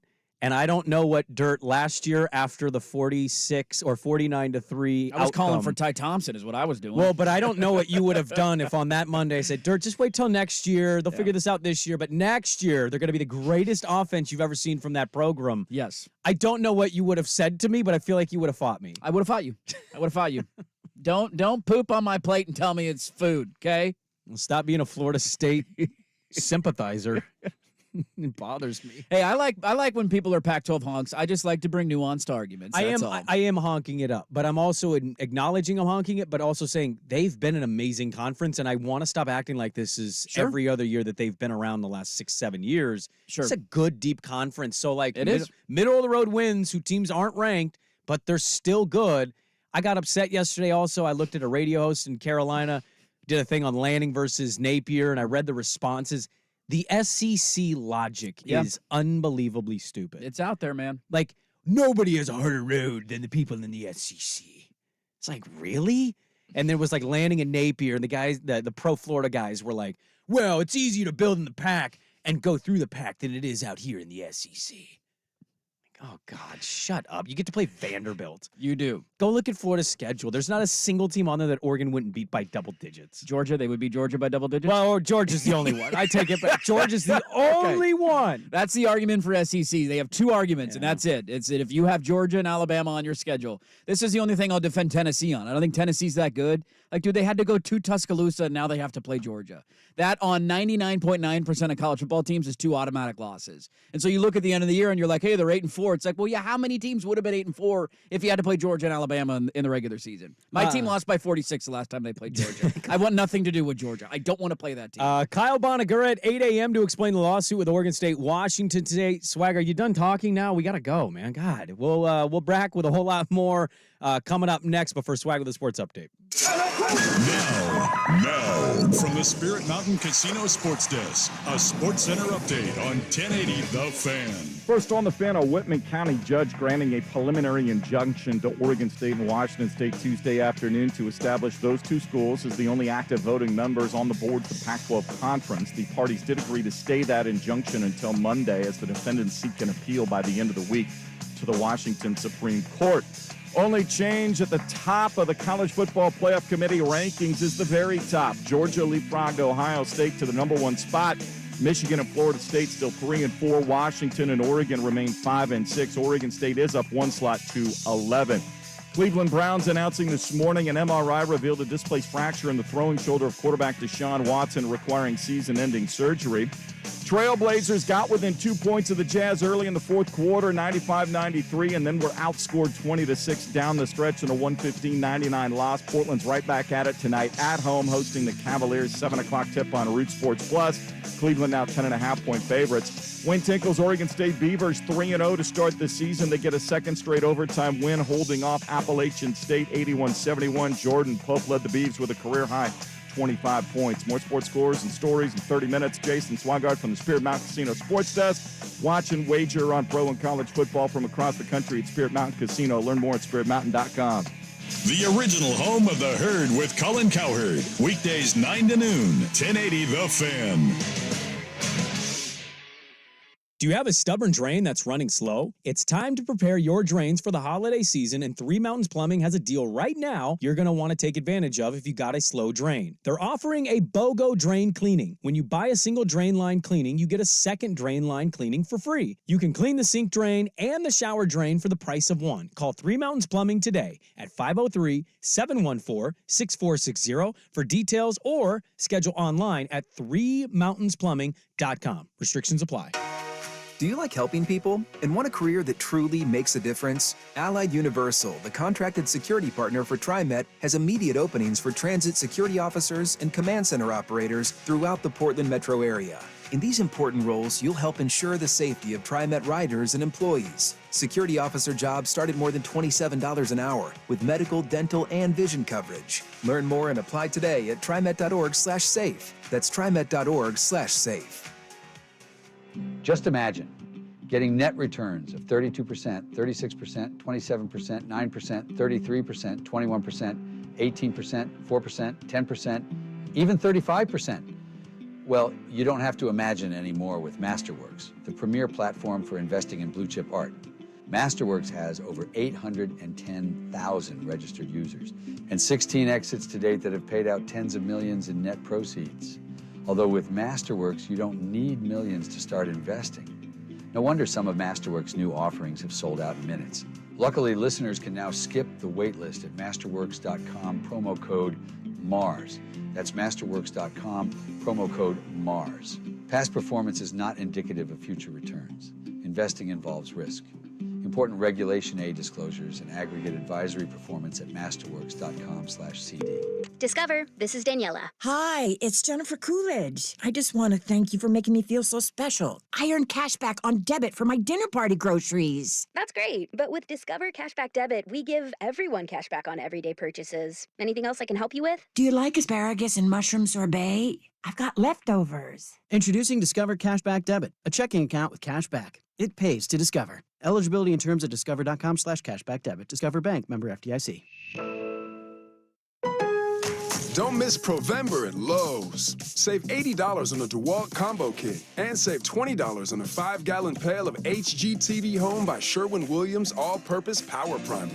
Plus, MVP's members earn 3 times the bonus points on DeWalt and HGTV Home by Sherwin-Williams products. Lowe's knows savings. Lowe's knows pros. While supplies last, selection varies by location. Bonus points calculated before tax and fees after applicable discounts, if any. Valid through 11/22, subject to change.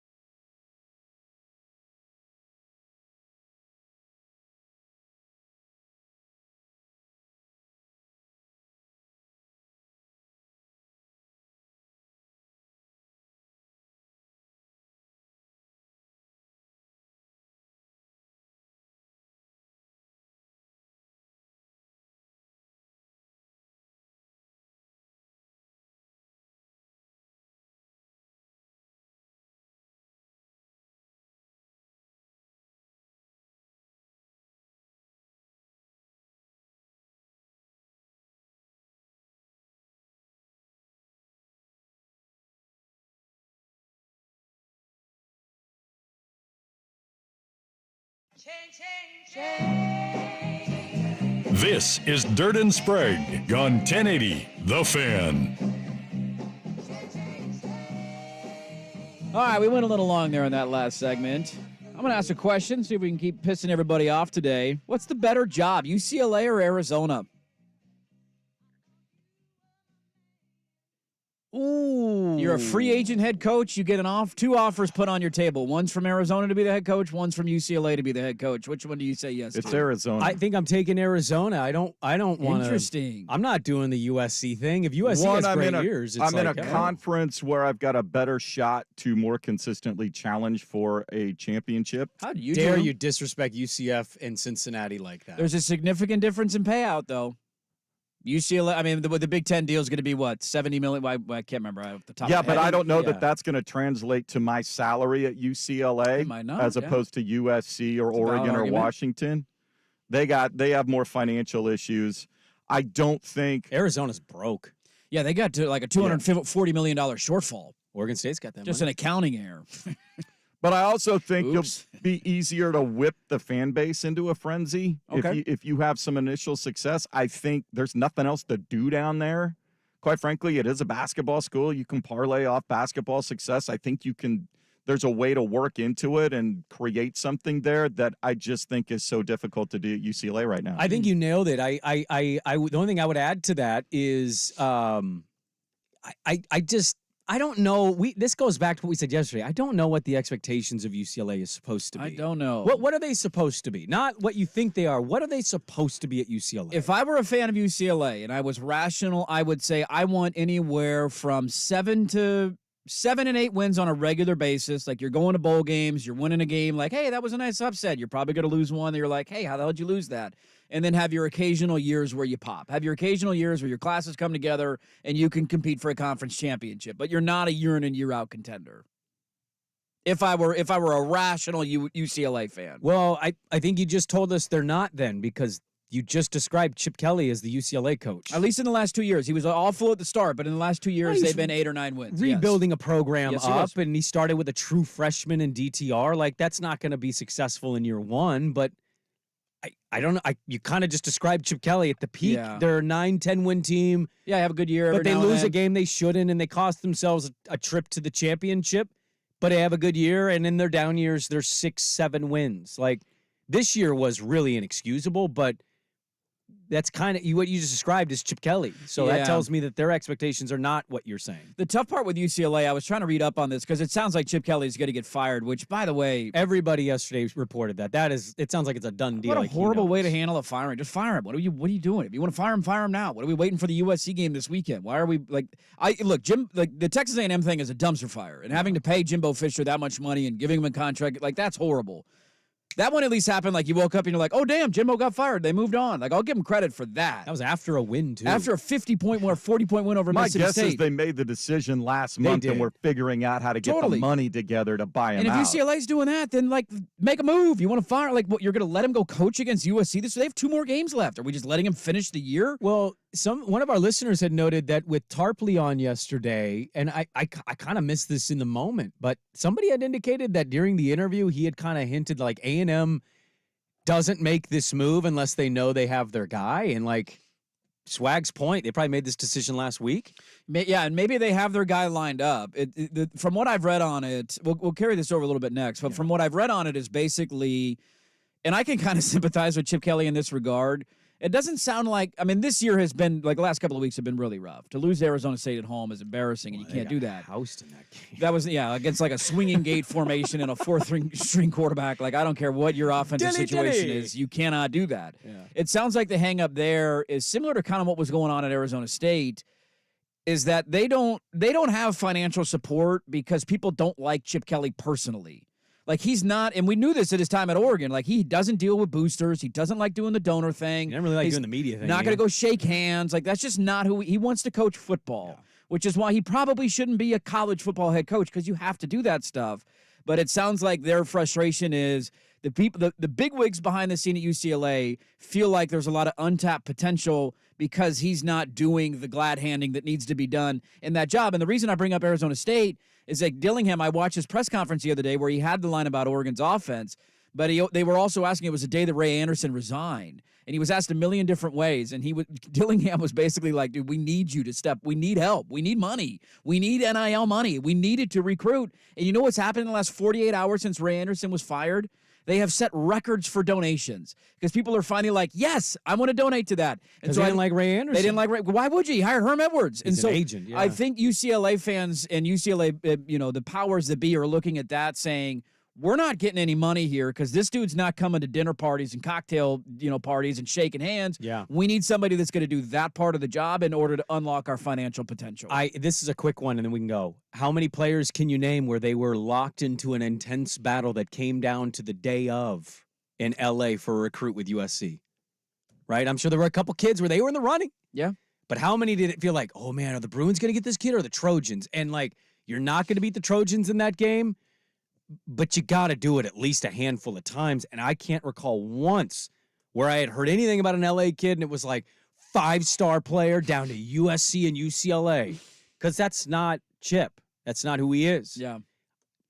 I think he'll catch on somewhere and he'll be Clay Elton. Go be an OC. Go be an offensive mind. I don't think head coach is his thing. He doesn't recruit. I don't think he's a very good leader, to be honest with you. No. He's had success at Oregon, obviously, but I think his offense was way ahead of college football, and you give him a ton of credit for that. I think since that, we just kind of found he's just not a very motivating or good leader. Yeah. Good football mind, but to what you're saying, you kind of need some of that swag in those other areas. I think, to be a really elite coach. You got to do all the behind the scenes stuff. I'm an introvert, so I sympathize with that regard. I hate talking to people that I don't want to talk to, and that's like a prerequisite for being a big time college football coach. You got to go talk and shake a lot of hands and kiss babies. You got to be a politician to a certain extent. The name memorizing that. I would yeah. What's that guy's name again? I want to carry this over a little bit because it sounds like one guy is going to have to make the decision potentially of the question that I just asked on Arizona or UCLA. Where's the concern level on Jonathan Smith? That's what's lingering in the air right now. And we'll start getting into the Pac-2's big win, and we'll talk with Kyle Bonagura coming up top of the hour. Back after this on The Fan. Who's stinking it up? Woo! Do not go in there. It's time for Who's Stinking It Up, a sports lowlight that's ripped from the headlines. We couldn't do diddly poo. Brought to you by Three Mountains Plumbing. Schedule your appointment online at threemountainsplumbing.com. Oh, George, this could tie it. Oh, gee. Of all times to get it. I saw this one live. Great call by Harlan. Also a great call on Monday Night Football with what happened with Broncos and Bills. But there he is, TNT Clippers. They're 0-6 on the road, one of two teams to not have a road win. They're 0-5 in clutch time games this season, not going well with the James Harden era. That's what happens when you add a cancer to your locker room. It was already a dumpster fire, and they had James Harden in the mix singing That'll Fix Things. I loved it. They're 3-7, and Kevin Harlan's the GOAT. Who's stinking it up? The Clippers. Brought to you by Three Mountains Plumbing. Make plumbing and electrical services delightful. Get your time back and let the pros tackle whatever project you need completed. Schedule an appointment online. Three Mountains Plumbing. That's threemountainsplumbing.com.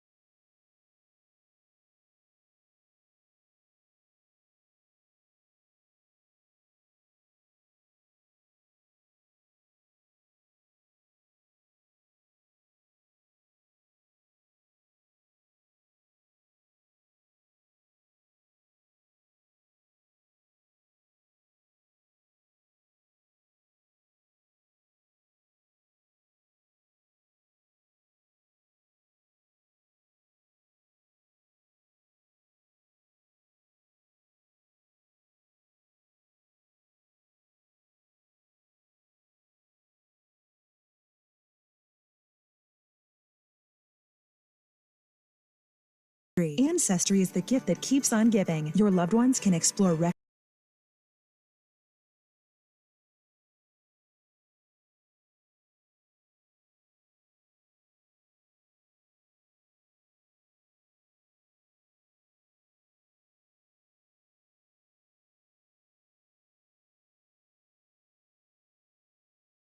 Bonagura coming up top of the hour. We'll talk to him about the big ruling that happened yesterday. The Pac-2 got a significant win. What does it all mean? Where does it go from here? Kyle Bonagura will join us coming up in a moment. It is. You got a line down your head. Oh, I got a line down my head? Yeah, and the graphic. Oh. Sorry, I was late. I was looking at the graphics. Take the line off my head, Swigard. What are you doing to me over there? I don't know if he knows how to do. We just looked at it, and we don't know what to do, so we'll have to fix that. There's a line when the three of us are on, and it's right down in the middle of your face. Trying to cover up my bald spots? Is that what he's trying to do? Trying to help me out a little bit here? I think on the right side, it's Pac-12, and the left, it's Florida State and all the SEC gargling. I prefer big dirt, please. I prefer big dirt. Okay, I'm big dirt now. Thank you very much. We have 2 more weeks of pack dirt, and then I'm big dirt. Okay, we're moving on. Big dirt. Moving on to Indiana. B1G. B1G. Take that out of your Twitter handle, Duck fans, please, for the love of God. You don't like seeing that with Duck fan? I do not. B1G. No, I do not. It is Coach Carousel season, though, and an important reminder was learned this week. So do you know who Jamie Chadwell is? You ever heard that name? No. Okay. I'll be honest with you, no. That's totally fine. He is the head coach at Liberty. Liberty.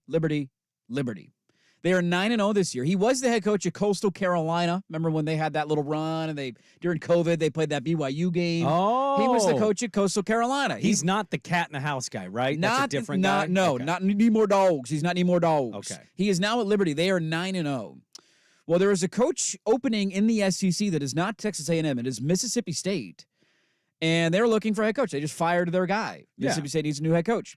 Jamie Chadwell sent a tweet about Liberty and the coaches show that will be taking place this week.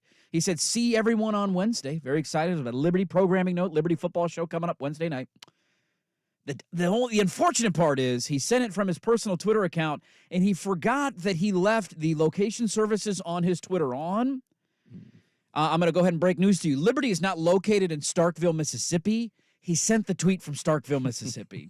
So just a forewarning. He's what do you mean? I'm cruising. A forewarning to any coach who is going to interview for a job. Turn the location services off on your Twitter if you're going to send tweets as a coach of another school while interviewing for another job. And now everybody thinks Jamie Chadwell is going to get that. It sounds like UCLA has Jed Fish atop of their big board. Yeah, he was there, wasn't he? We're an assistant. He was an offensive coordinator or a quarterback coach or something. Well, he's been everywhere, ago. Jed Fish. He has. It sounds like I don't know how you guys feel. I will speak for you. I would stay at Arizona. You know how I feel. I've told you about this in college and football. Oh, sure. In basketball and football in college. 3 jobs, maybe 4 exist that should get you to leave every time. But largely, stop moving so much. You can win. He's doing it at Arizona right now. They've gone from like no wins to 5 wins to now they're a ranked team. So why not just ride the wave? I don't get it, man. People are they're never satisfied enough. They have to go to the next thing every time instead of saying, this is a pretty good thing. This is a nice little thing we've got going here. Why don't I just stay? UCLA can probably offer more money, maybe. You get to live in Los Angeles. For a lot of people, that's like, hey, I get to go to Hollywood. Lights, huh? Go live in Pasadena. But I don't know, man. He's finally got that. How much hard work has he had to do in such a short period of time to get that program to where they're at right now? You're not wrong. He was the OC and quarterback coach in 2017 and then became their interim head coach when they fired Mora. Okay. And then they hired. So that's when he was there. Then he went to the Rams and then obviously to the Patriots. Quickly, before we get to a lot of stuff in the final hour, 0 to 10. Yeah. Where's the Jonathan Smith concern meter with this one? I'm still going to maintain, I'm going to put it at a 3. Okay. I will admit that, UCLA calling his representation should always be a little concerning. It's the hometown thing that concerns me. I don't think Jonathan Smith, he's a very loyal guy. I don't think he's going anywhere. If he was not from Pasadena, I would laugh at the idea of him going to UCLA. That's the only aspect of it that I'm like, that's a sell. Well, I think this is going to sound egregious to some. I think you're better served to hire a Jed Fish than a Jonathan Smith if you're looking to do what you just said Chip doesn't want to do. He's a recruiter. Yeah, Jed Fish is a better recruiter, I would argue. Jonathan is not – it's not his favorite thing in the world to have to go shake hands and kiss all of the babies in the world. Yeah. He's familiar with the Oregon State scene now. There's no meeting new people very often, right, outside of the booster world. I just think they won this lawsuit. We'll get into it with Kyle here. I think it bought him at least a year or 2 with Jonathan. Also, remember, Jonathan has kids at that age that's like, hey, guys, we're moving. Dad, I hate you. Like, they're kind of at that age. And that's not a fun age to tell your kids you're moving at. No, so it is not. I could see a scenario where he plays this out for a year or 2 to see where Oregon State is in the landscape. I don't think they're going to be awful next year, so his stock doesn't drop. And, we'll see what UCLA decides to do. I'll put it at a 3 out of 10. I think that's a pretty fair assessment. He's going to have chances if he ever does want to leave. Like, his name's not going to cool off at all. You so should he's not always going anywhere. never be at 0. Never 0. Like, even Never with you 0. and landing in A&M, yeah, he said what he said, but you're still not at a 0. No, I'm at a 1.5. It's like a slow murmur. It's like there. It's like buzzing behind the scenes, but I don't think it's going to happen, but it's always there. We got a lot to get to. Speaking of Jonathan Smith, his team, his university, won a big court case yesterday. What does it all mean? Them in Washington State, the Pac-2, got a big dub in court. We'll talk to Kyle Bonagura. He's been covering this of ESPN. He's going to start the final hour. We'll have more on that. Loaded. Don't go anywhere. Dirt and Sprague on 1080 The Fan. Cody Jinks. Raising him.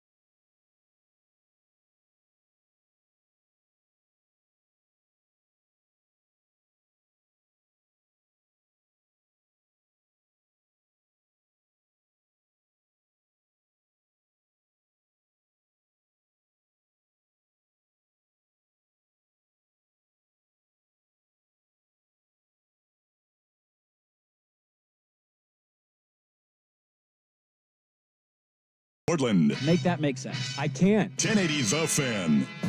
An Odyssey station.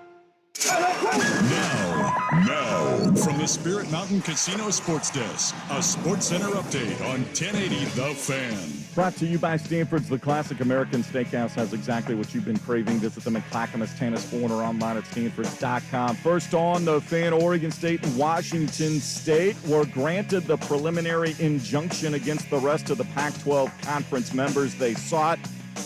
They are installed as the only active voting members on the board, but the parties did agree to stay that injunction until Monday while the defendants seek an appeal by the end of the week at the Washington Supreme Court.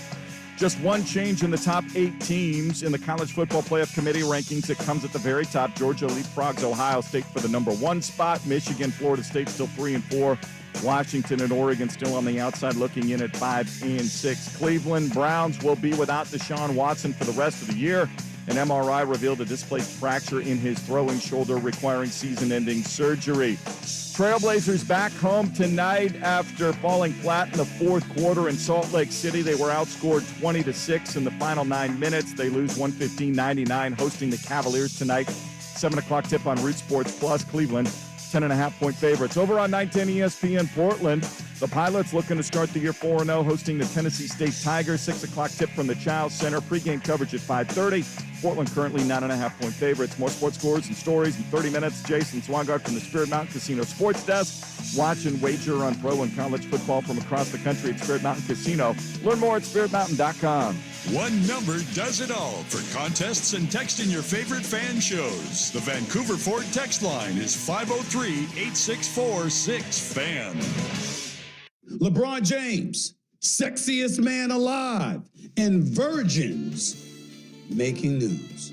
This is Dirt and Sprague. The worst day to be horny is Sunday. The best day is a Friday and Saturday night. Andy Dirt Johnson. You want to close. Close. As in C-L-O-S-E. Not C-L-O-T-H-E-S. And Brandon Sprague. I love me a Spanish-speaking woman. I really, really, really do. I love it. Now, that ain't all you got to have. You know what I'm saying? You ain't got to have it, but I mean, it is a plus. A bilingual woman, specifically Spanish, whispering in your ear, it's a beautiful thing. Dirt and Sprague on 1080. The expectation is that you're going to be ready to step up and handle your business. That's her expectation, whether she tells you or not. Am I right, Solange? Amen. Amen. The Fan. Hey, let's do this. Final hour, Dirt and Sprague here on Portland Sports Leader 1080 The Fan, 99.5 HD2, the Odyssey app, YouTube. We are live on YouTube. You can go watch the show there. Got a lot of comments. 9 likes so far on the show today. Well done, everybody. We're up to 963 subscribers. We need to get to 1,000, man. Inching our way up, slowly but surely. I know we're new to YouTube. We used to be virgins on YouTube as a radio station. Yes, we were. We're getting experience day by day. Random observation that it could certainly derail us, but we got Bonagura coming up. Mm-hmm. Do you know what the final to Gonzaga's basketball game was yesterday? I have no clue. Who did they play? Eastern Oregon. Eastern Oregon. The fighting Eastern Oregons? Did they almost take them down? Did they beat them? Tell me they beat them. 123 to 57. That seems like a legit game you should play early in the season. When you're in the WAC. Why? Or the West Coast Conference, my apologies. Why does that game count?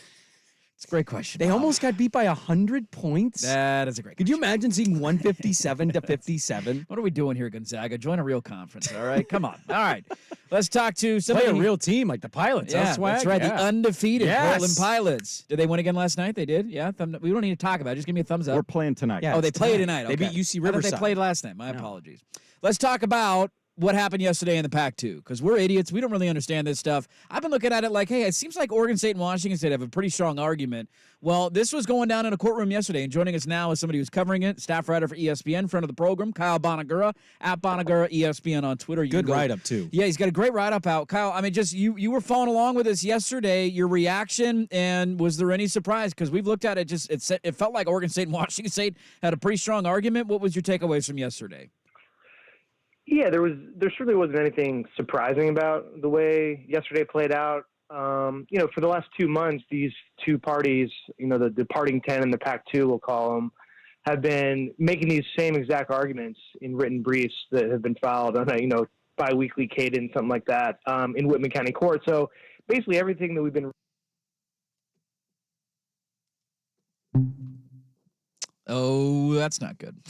Did you hear that noise? Dong. It's like he fell down a big hole. Like, dong. He fell down a well. Hit a bell on his way down. Hey, that rhymed. Look at that. Well, that was a good start. Things are going great over here. There's nothing worse than like the moment when an interview goes silent and you're like, is this just a phone cutting out or did we actually lose him? And you're like, no, we actually lost him. And it rang a bell.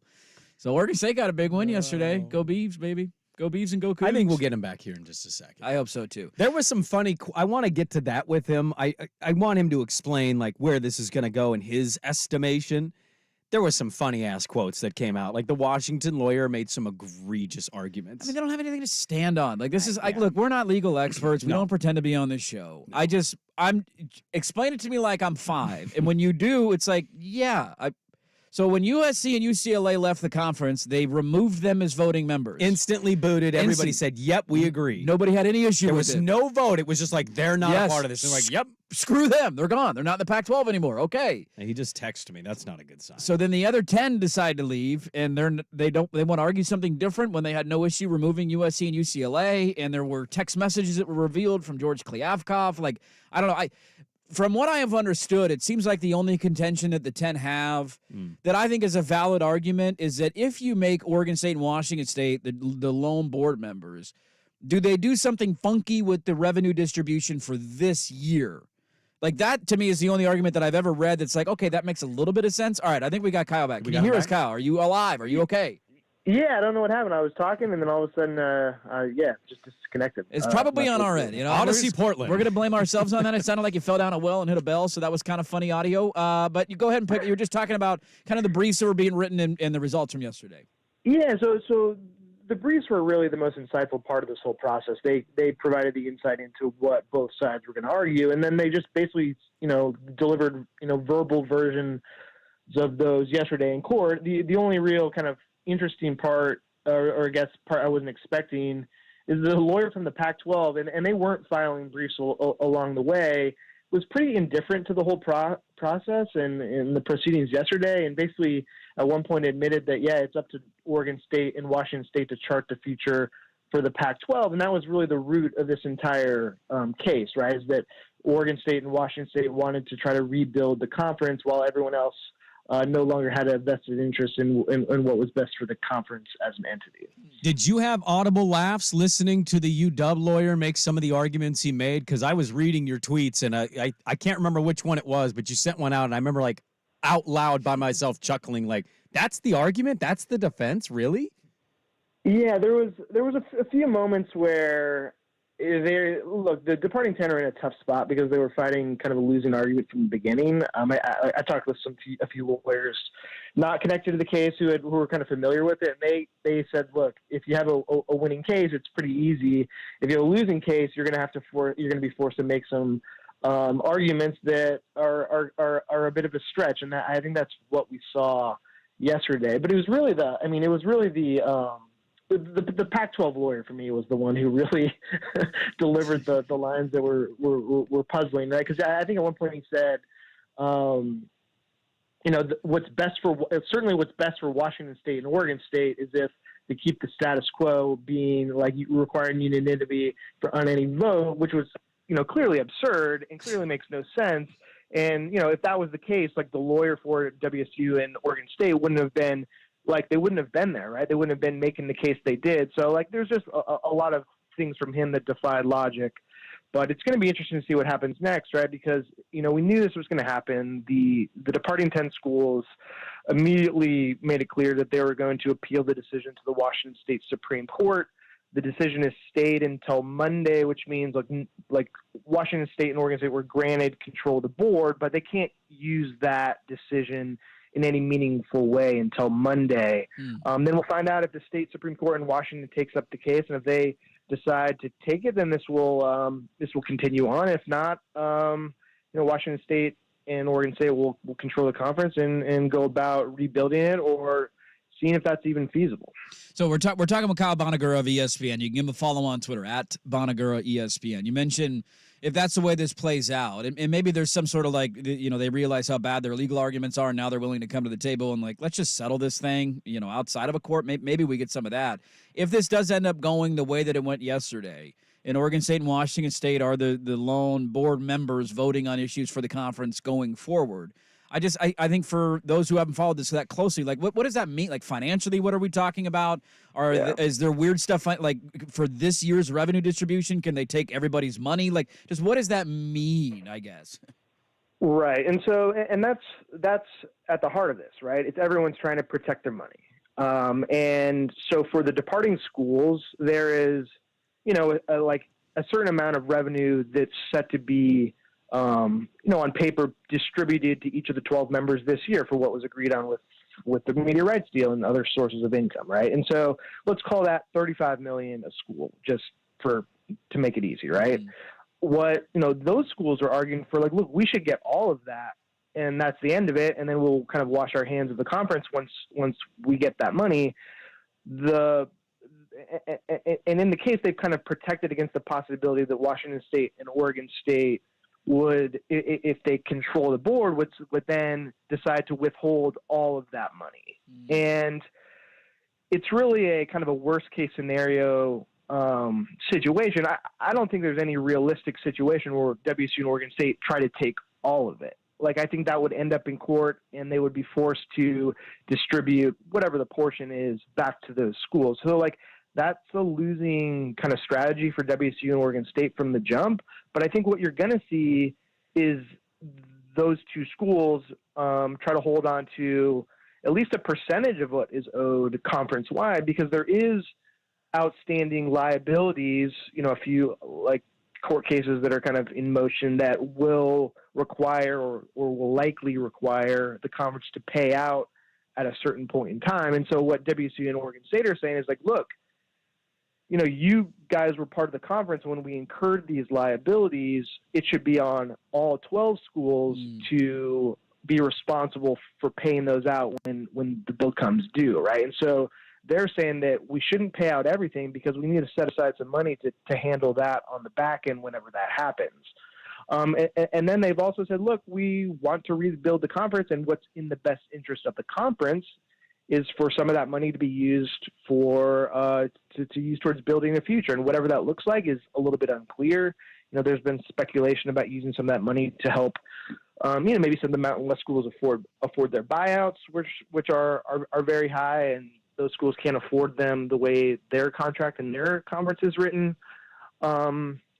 So it's really going to be fascinating to see how it all plays out. And I think, like, what WSU and Oregon State was protecting against is the opposite, is that the 10 schools could choose to dissolve the conference and then split whatever's left in the cash register 12 ways and just move on. And that would leave WSU and Oregon State in a tough spot without a conference, and then without any money to help kind of restart the Pac-12. So a lot of moving pieces here, really complicated to boil down in a few minutes. But, Right. I think it's the bottom line here is it was a big win for Washington State and Oregon State, but it was also expected. I think this was always going to be the most likely outcome. Well, Kyle, you kind of hinted at it there, and so maybe it's a bit of the shrug of the shoulders at this point, but I'm kind of inclined to ask you if the ruling on Monday, finalizes this whole thing for Oregon State, Washington State, and they also have controlling interest of the network. That's always kind of been the one optimistic viewpoint people have held about Oregon State, Washington State's position is they've got a TV network. It's bones, and they can come in and gut it and do whatever they want for whatever conference. What is kind of your best guess if they're getting this ruling on Monday that they end up doing within the year or two? Like, do you think they use the network to entice a major conference, let's call it the Big 12, to maybe come calling? Or is this a position where you think that ship has sailed and they have to just focus on Mountain West teams and trying to be the best, automatic qualifying type of conference with a handful of teams and a network that they can maybe rebuild up? Yeah, I don't see the network as a real asset here. I've talked to some people who actually view it as more of a liability. They have a long-term lease for studio space here in the Bay Area that they're on the hook for. I think it's like a 7-year deal that there's, I guess they could creatively try to get out of it, but they're set to have to pay for that for a while. And look, the Pac-12 network was a big reason why these schools have all scattered, right? It was an abject failure from any way to evaluate it, right? And so it's really been part of the problem, and the idea that it was part of the solution here for WSU and Oregon State, I just don't see that. Maybe there's another way to look at it that I'm missing, but I just don't see that. Certainly with the Big 12, that the fact that they already took 4 schools and the network was had no role in that. The 2 schools that they haven't shown any interest in, WSU and Oregon State, coming aboard because the network, I just don't see that factoring into the equation at all. Interesting. Great stuff. Kyle Bonagura, he's on top of this. You can go check out his write-up at ESPN.com. You can find it on his Twitter account, at Bonagura ESPN. He's a writer for ESPN. And his pinned tweet, if you have not done so as a Pac-12 fan, is a wonderful journey down AI-created football stadiums for Pac-12 teams. And my God, are they all perfect. And so go check those out. Kyle, thanks for the time, man, explaining legal proceedings to a couple of idiots. We really appreciate it, and hopefully we can chat again soon. We're adjourned. You're adjourned, Thanks, Kyle. Yeah, appreciate it. There you go. Kyle Bonagura. Good stuff from him on what all this means. And so he throws a little cold water on the whole network as a bargaining chip. A little argument. I mean, that's the one thing I've heard the most from everybody is they got the network. It's a network ready to go. He's talking to people within our industry, within the sport that are saying it's a negative. Like, that was really encouraging to hear. Not very encouraging. Let's talk a little bit about this coming up next. What it means. It was a big day for Oregon State and Washington State. And what do fans want the two universities to try and pull off with this win, if this is what ends up being the final decision on these legal proceedings? So dive into that coming up next on The Fan. The Ducks keep their goals alive. Snap back.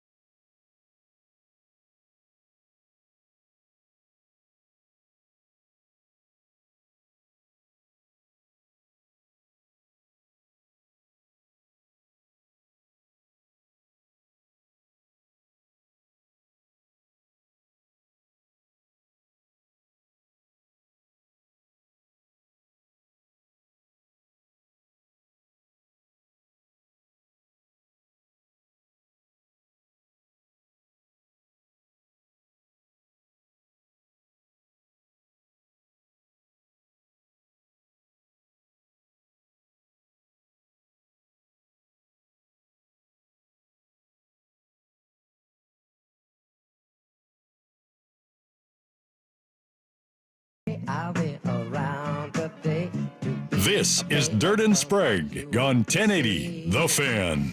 Good point of the Vancouver Ford text line. Once Oregon State and Washington State take over, you are the lone board members.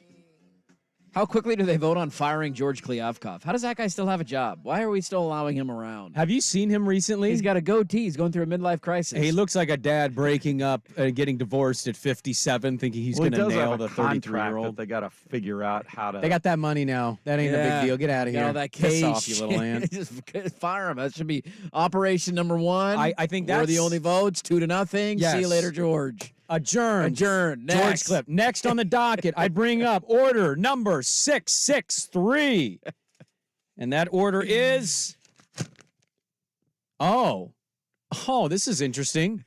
We have voted to disqualify Washington and Oregon, who are Big Ten members now, from the Pac-12 title game. Yeah, you can't play in the Pac-12 title game if you're a Big Ten member. To go back. I think Oregon State's in the Pac-12 title game here. I think it has to be an Oregon State-Washington State rematch. How demoralizing would that be to lose that game again? You get all excited. We're going to win, and then you lose. That would be pretty brutal. I would be crying in a corner. Look, this stuff is so stupid. Can we just have adults in the room sit down and say, look, here's what we're going to do. Come to an agreement. All right, Oregon State and Washington State, you don't take all the money because you can't win that battle in court. I understand their argument. There's going to be future liabilities you have to pay for. So I thought Kyle put it very simply. All right, it's $35 million a year is what you were supposed to get. We want to hold some of that money because we're going to try and keep the conference together. We're going to give you 20...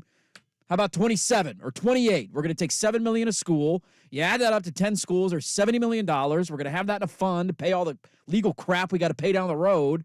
And let's just move on. What are we doing here? Why is this so complicated? It doesn't make any sense. It's a lot of money, man. I know it's a lot of money, but the hard part is figuring out what that future total bill is. And so I don't know if it's because the Pac-12 conference office was sloppy with record keeping, or they weren't paying attention, or nobody's there anymore to actually do the work to figure it out because they're all trying to find their next job. I don't know. I think a lot of this is just, and the other schools are not interested in worrying about what they're leaving behind. They're worried about what they're going to. So trying to get hard, detailed financial information so you can come up with the numbers, I think is, and that's why they've gone to the courts. The court will force them and compel them to produce that information at some point so they can come up with the number. I feel like this is a big win, though, just to settle they have the right legal argument for now. Now can we come to a table and meet and talk? Now can we sit down and go over all these details? I guess the 10 thought that they had a chance at winning, but from everything that I've read, they were basically laughed out of court yesterday, and they're going to get laughed out of every courtroom they go into. Oregon State and Washington State have the stronger argument. Now all they have to do is just not take all of the money, because that would then get them a loss in a court case. Yeah. So, but I don't know. The judge, the court that ruled, they will still pay attention to what's going on. So if somebody believes, if one of the schools says, hey, they've overstepped the bounds of the injunction, it can go back in court, and the judge can say, no, you got a la the joking argument of Washington State and Oregon State playing in a Pac-12 title game. They're not going to do that, or exactly. Yeah, that's not really going to, I know it's been a joke, but it's not going to happen. I think it's important to note, too, a week from now, roughly, we'll be talking about Oregon State just beat Oregon yesterday. Can Oregon get even this year? I don't know. It's in Eugene. That's going to be a tough one. But you mean Oregon State beat Washington yesterday? Is that well, no, you guys bowed down to Washington and let them represent the conference, and we had to beat both of you. So we did a pretty incredible thing. I can't believe Missouri passed us.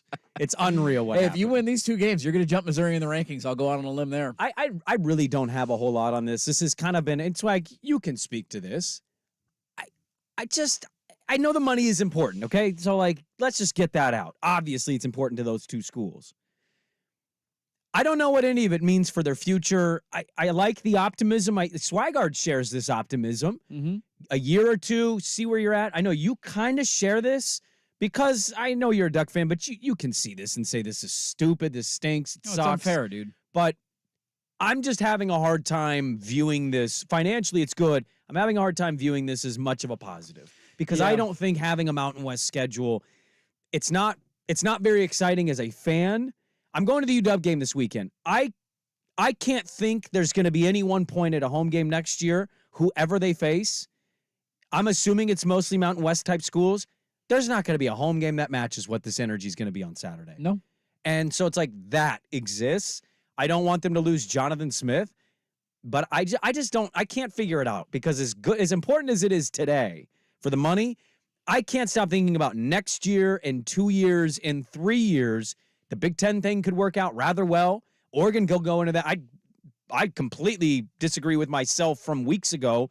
Oregon looks really primed to go into that conference and make noise right away, if not potentially win it. And so that's going to be a good thing for the Big Ten. The SEC, obviously, adding Oklahoma and Texas. I just would love to see the pathway towards being in one of these conferences, and I just can't see it, especially when he tells me the network is viewed more as a negative asset than a positive one. That's been one thing I've heard everybody scream about. Well, they'll have control of the network, and maybe you could just gut it and make the Big 12 network. I'm like, but Bonagura just told us people aren't thinking that. Yeah, that's the tough part because I think that was the one silver lining that folks were holding on to is that you could take the network and use it to parlay that into a Big 12 membership of, hey, you need a network, we have the infrastructure. How about we give you those rights, you give us 80% of the share, we're getting an invite to the Big 12.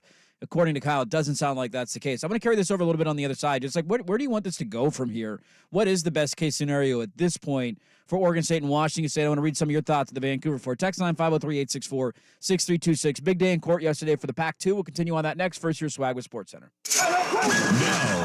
Now, from the Spirit Mountain Casino Sports Desk, a Sports Center update on 1080 The Fan. Brought to you by 808 Hawaiian Restaurant. Enjoy some Kahlua Pig, Terry Chicken, and even an island cocktail of Burnside Woodstock, or order online at ate-oh-ate.com. First on The Fan.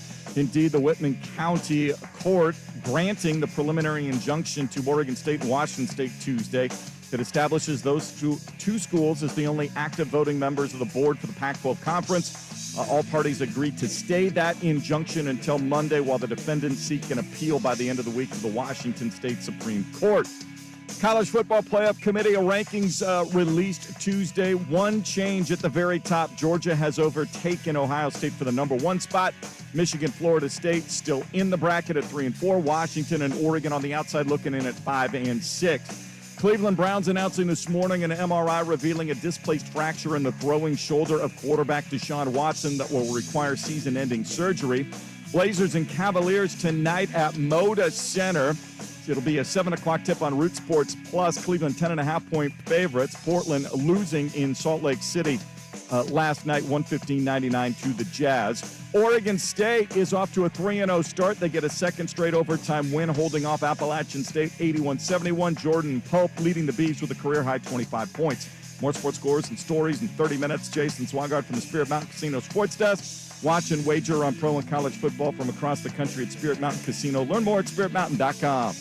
Your favorite fan shows are on YouTube. Mash the subscribe button and like us for live streaming video and 1080 The Fan on demand. Sponsor.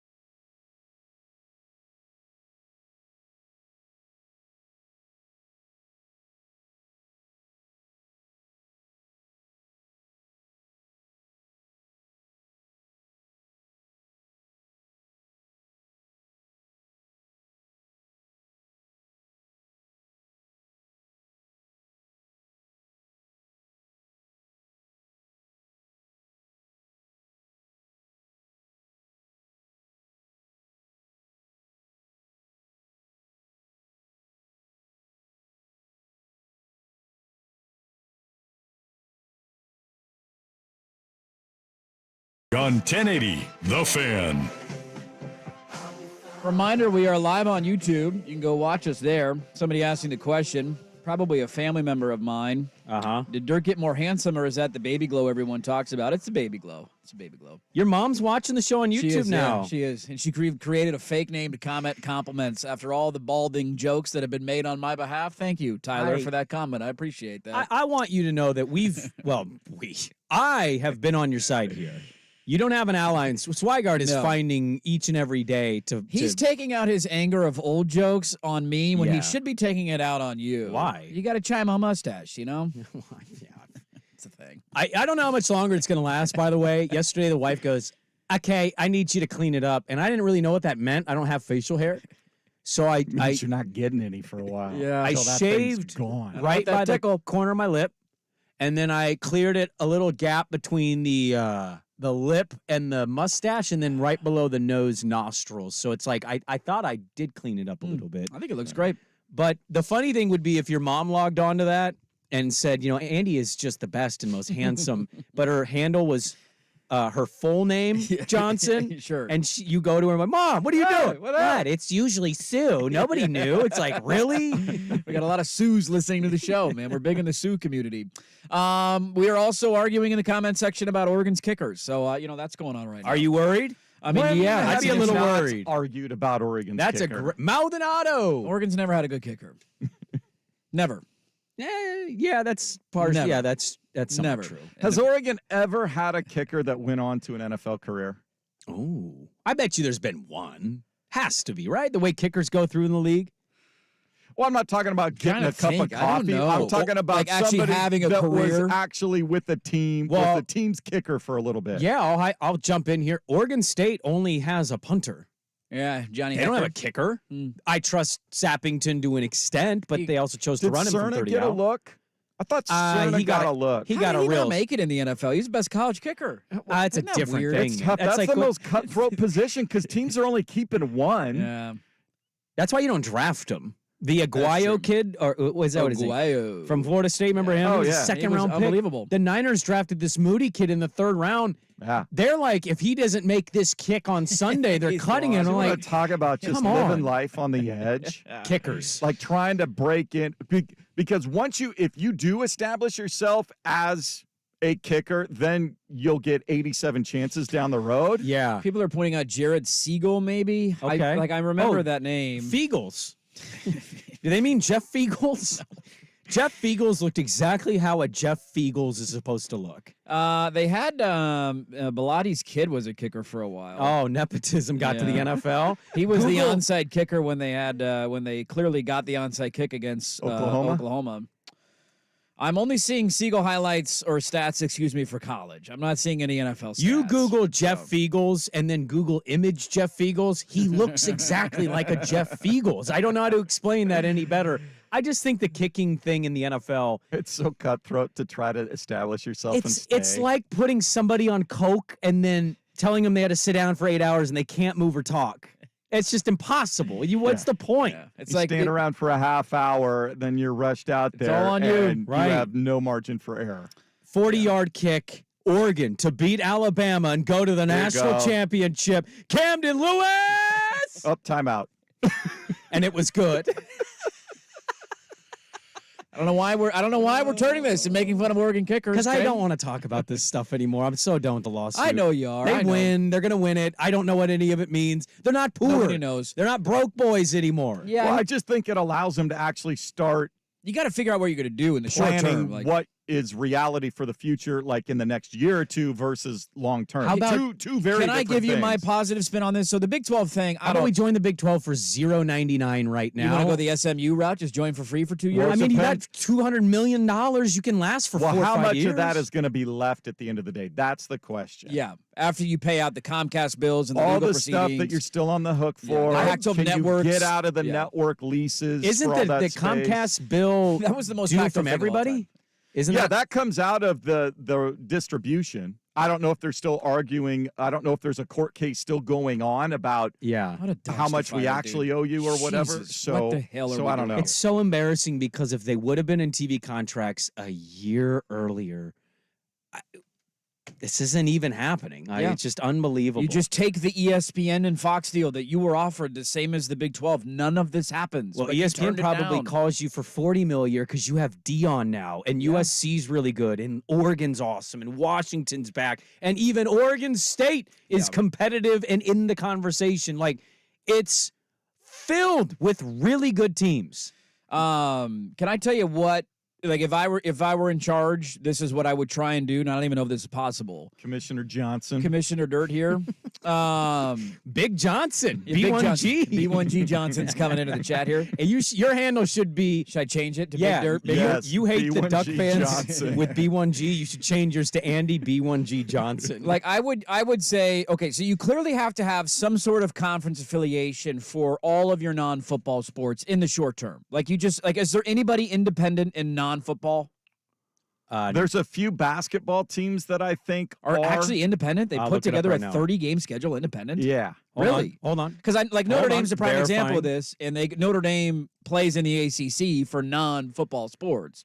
Like this, so my approach in the next 2 years would be to like can we execute a Notre Dame model with the Mountain West? Okay, so I'm gonna call up the Mountain West. I'm gonna tell you, hey, we got some cash here. We don't want to quite join your conference yet, but we'd love to have some sort of affiliation for our Olympic sports outside of football. Give us, I don't know, 4 to 5 games of Mountain West opponents for our football schedule. You already have some on your schedule for next year. Let me look. Next year you're playing. Get the hell out of here. Where did it go? I think they got Boise State. You got next year. You have Boise State, so you don't play them, but you get Purdue. So you got a Big Ten team on your schedule in Idaho State. You say, all right, give me 5 other Mountain West teams that I want to. Give me Fresno. Give me San Diego State. Give me, go down the list. Colorado State, whoever you want. Then you're up to 8 games. I use some of this cash to go entice teams to play a home and home. So call up some big-time programs with the conference realignment that are looking for non-conference games. You need good teams, though. You can't do No middle of doubt. the road like Purdue. You Say, hey, have to go big game hunting to have a shot in this conversation. Dude, call up a big-time team and say, here's $3 million. We'll pay you $3 million to come to Reser. Like, just figure something out in that regard. Do something for 2 years, but then you have to play Mountain West for your other sports because I just don't think you can execute an independent schedule. Chicago in State non-sports. is the only independent in that's college incorrect. basketball. Hartford for 1 year and Chicago State. Hartford for 1 year. Okay. So it has been done, but it's not a realistic strategy. No. So that would be my approach and let's just see where we're at after 2 years. We got to settle all these lawsuits, see how much cash we got. The realignment wheel will never stop spinning. Like we always do this every time it's done. You're like, oh, this is what conference are going to look like. Utah was in the Pac-12 for 12 years. Now they're joining another conference. Colorado was here for 12 years. Now they're joining another conference. Like this stuff's going to move again. How many It conferences just has bide your Colorado time. been in? They started out in the Big 8. Yeah. Then the Big 8 became the Big 12 when it combined with the Southwest Conference. You count that as a different conference? I know number-wise it is, but that's like the Pac-8 and 10, 12 thing. It's like, they're part of the Pac No, conference. because it combined with the Southwest Conference, Gotcha. and then there were other schools that broke off, and because Nebraska went to the Big 10 and some other stuff, so it was a reconfiguration, and they got rid. It was all new management, a new structure. It wasn't just expansion. They were in the Rocky Mountain Athletic Conference way back in the day. Oh, there you go. And then Where does this go, though? Like, they were in the Mountain West West for a few years, too, so they've been in a ton of different conferences. I don't know. Nobody knows the answer to that. And that's what I'm saying. Like, I get your argument of, like, what does this all mean? And it's hard to not have a pessimistic view. I'm just trying, like, if I'm looking at the most optimistic angle, I'm just saying, can we bide time for 2 years and just see where we're at? Your chance, like that's the only argument that I would make of like, don't rush in and just join the Mountain West. You don't really need to if you have the money there. Well, your conference is actually it's a bigger, more well-known brand. The Sure. Mountain West would cease to exist if those teams, if that's what they end up doing. Yeah, joining the conferences, you would become the Pac-12 with the Mountain West and Oregon State and Washington State. The other argument that I've seen a lot of Oregon State fans say and Washington State fans say is, hey, use this money to go buy out schools and rebuild the conference. But is that really the best use of your money? I don't know the answer to that. But calling up teams from the American Athletic, calling up a Boise and a Fresno, like I don't want everybody from the Mountain West, but can we take like the 6 best teams, pay their buyout, and bring them with this money? I don't know if there's enough there. I'm just looking at ways like, is there a way to bide your time for the next year or two, put together a football schedule, and then just see where the landscape's at in 2 years? And mine would be kind of that, but I'd more be phrasing it as I'm doing what I can to delay losing Jonathan. Yes. And I think this That's- strategy would. Like, we're not Yeah. just accepting a Mountain West invite. We're going to delay. And maybe in 2 years, that is your lot in life. And you have to be a Mountain West team because nothing else is moving and you're starting to run out of money. But at least you got – here's what I will say.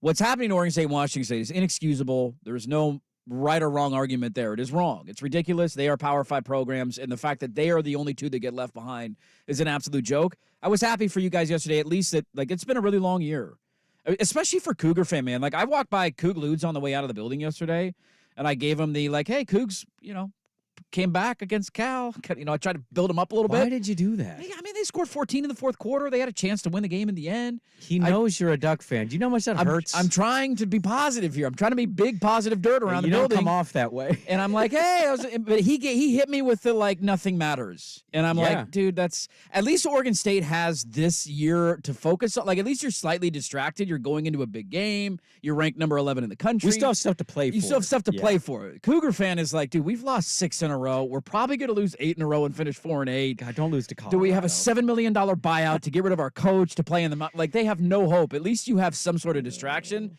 So I don't know what any of it means, but I think the right to court decision was made yesterday, and I was glad that you won. So there you go. Should we close it up? Are we ready? Is that it? Is that all we got? Any more compliments from your mom on the YouTube stream? That's all I got so far. Okay. But if you want to compliment my look, somebody said they like my shirt. Thank you. Well, I've kind of been happy, and I'm not happy about your hairline, but I am happy. Like the last couple days, I've always felt on this show that I'm a little more open in some ways on stuff that is an insecurity, and you've kind of really just leaned into the situation. I call myself fat all the time. Somebody compared you to that new blazer. Booyah. Yeah, stop tweeting me that. Damn it! Stop tweeting me his Have you hairline. seen this guy? I saw him quite a bit when he starred for San Francisco in the West Coast Conference in his quick on quick. Have you seen him as a blazer? Did you see him yet? Quick on quick? What does that mean? Yeah, he's super fast. Super fast? Okay. Have you seen him, though? Oh, yeah, the hairline, the tuft. He's got a tuft. I had somebody say they shot a picture of him and said, this is the overhead studio shot. And I that's too far. Thank you. Thank you. It's not. I'm not bald. I'm balding. There's a difference. I have hair on my head. It gets bigger when you touch it. It'll grow, I promise. All right. Let's close it up next on The Fan.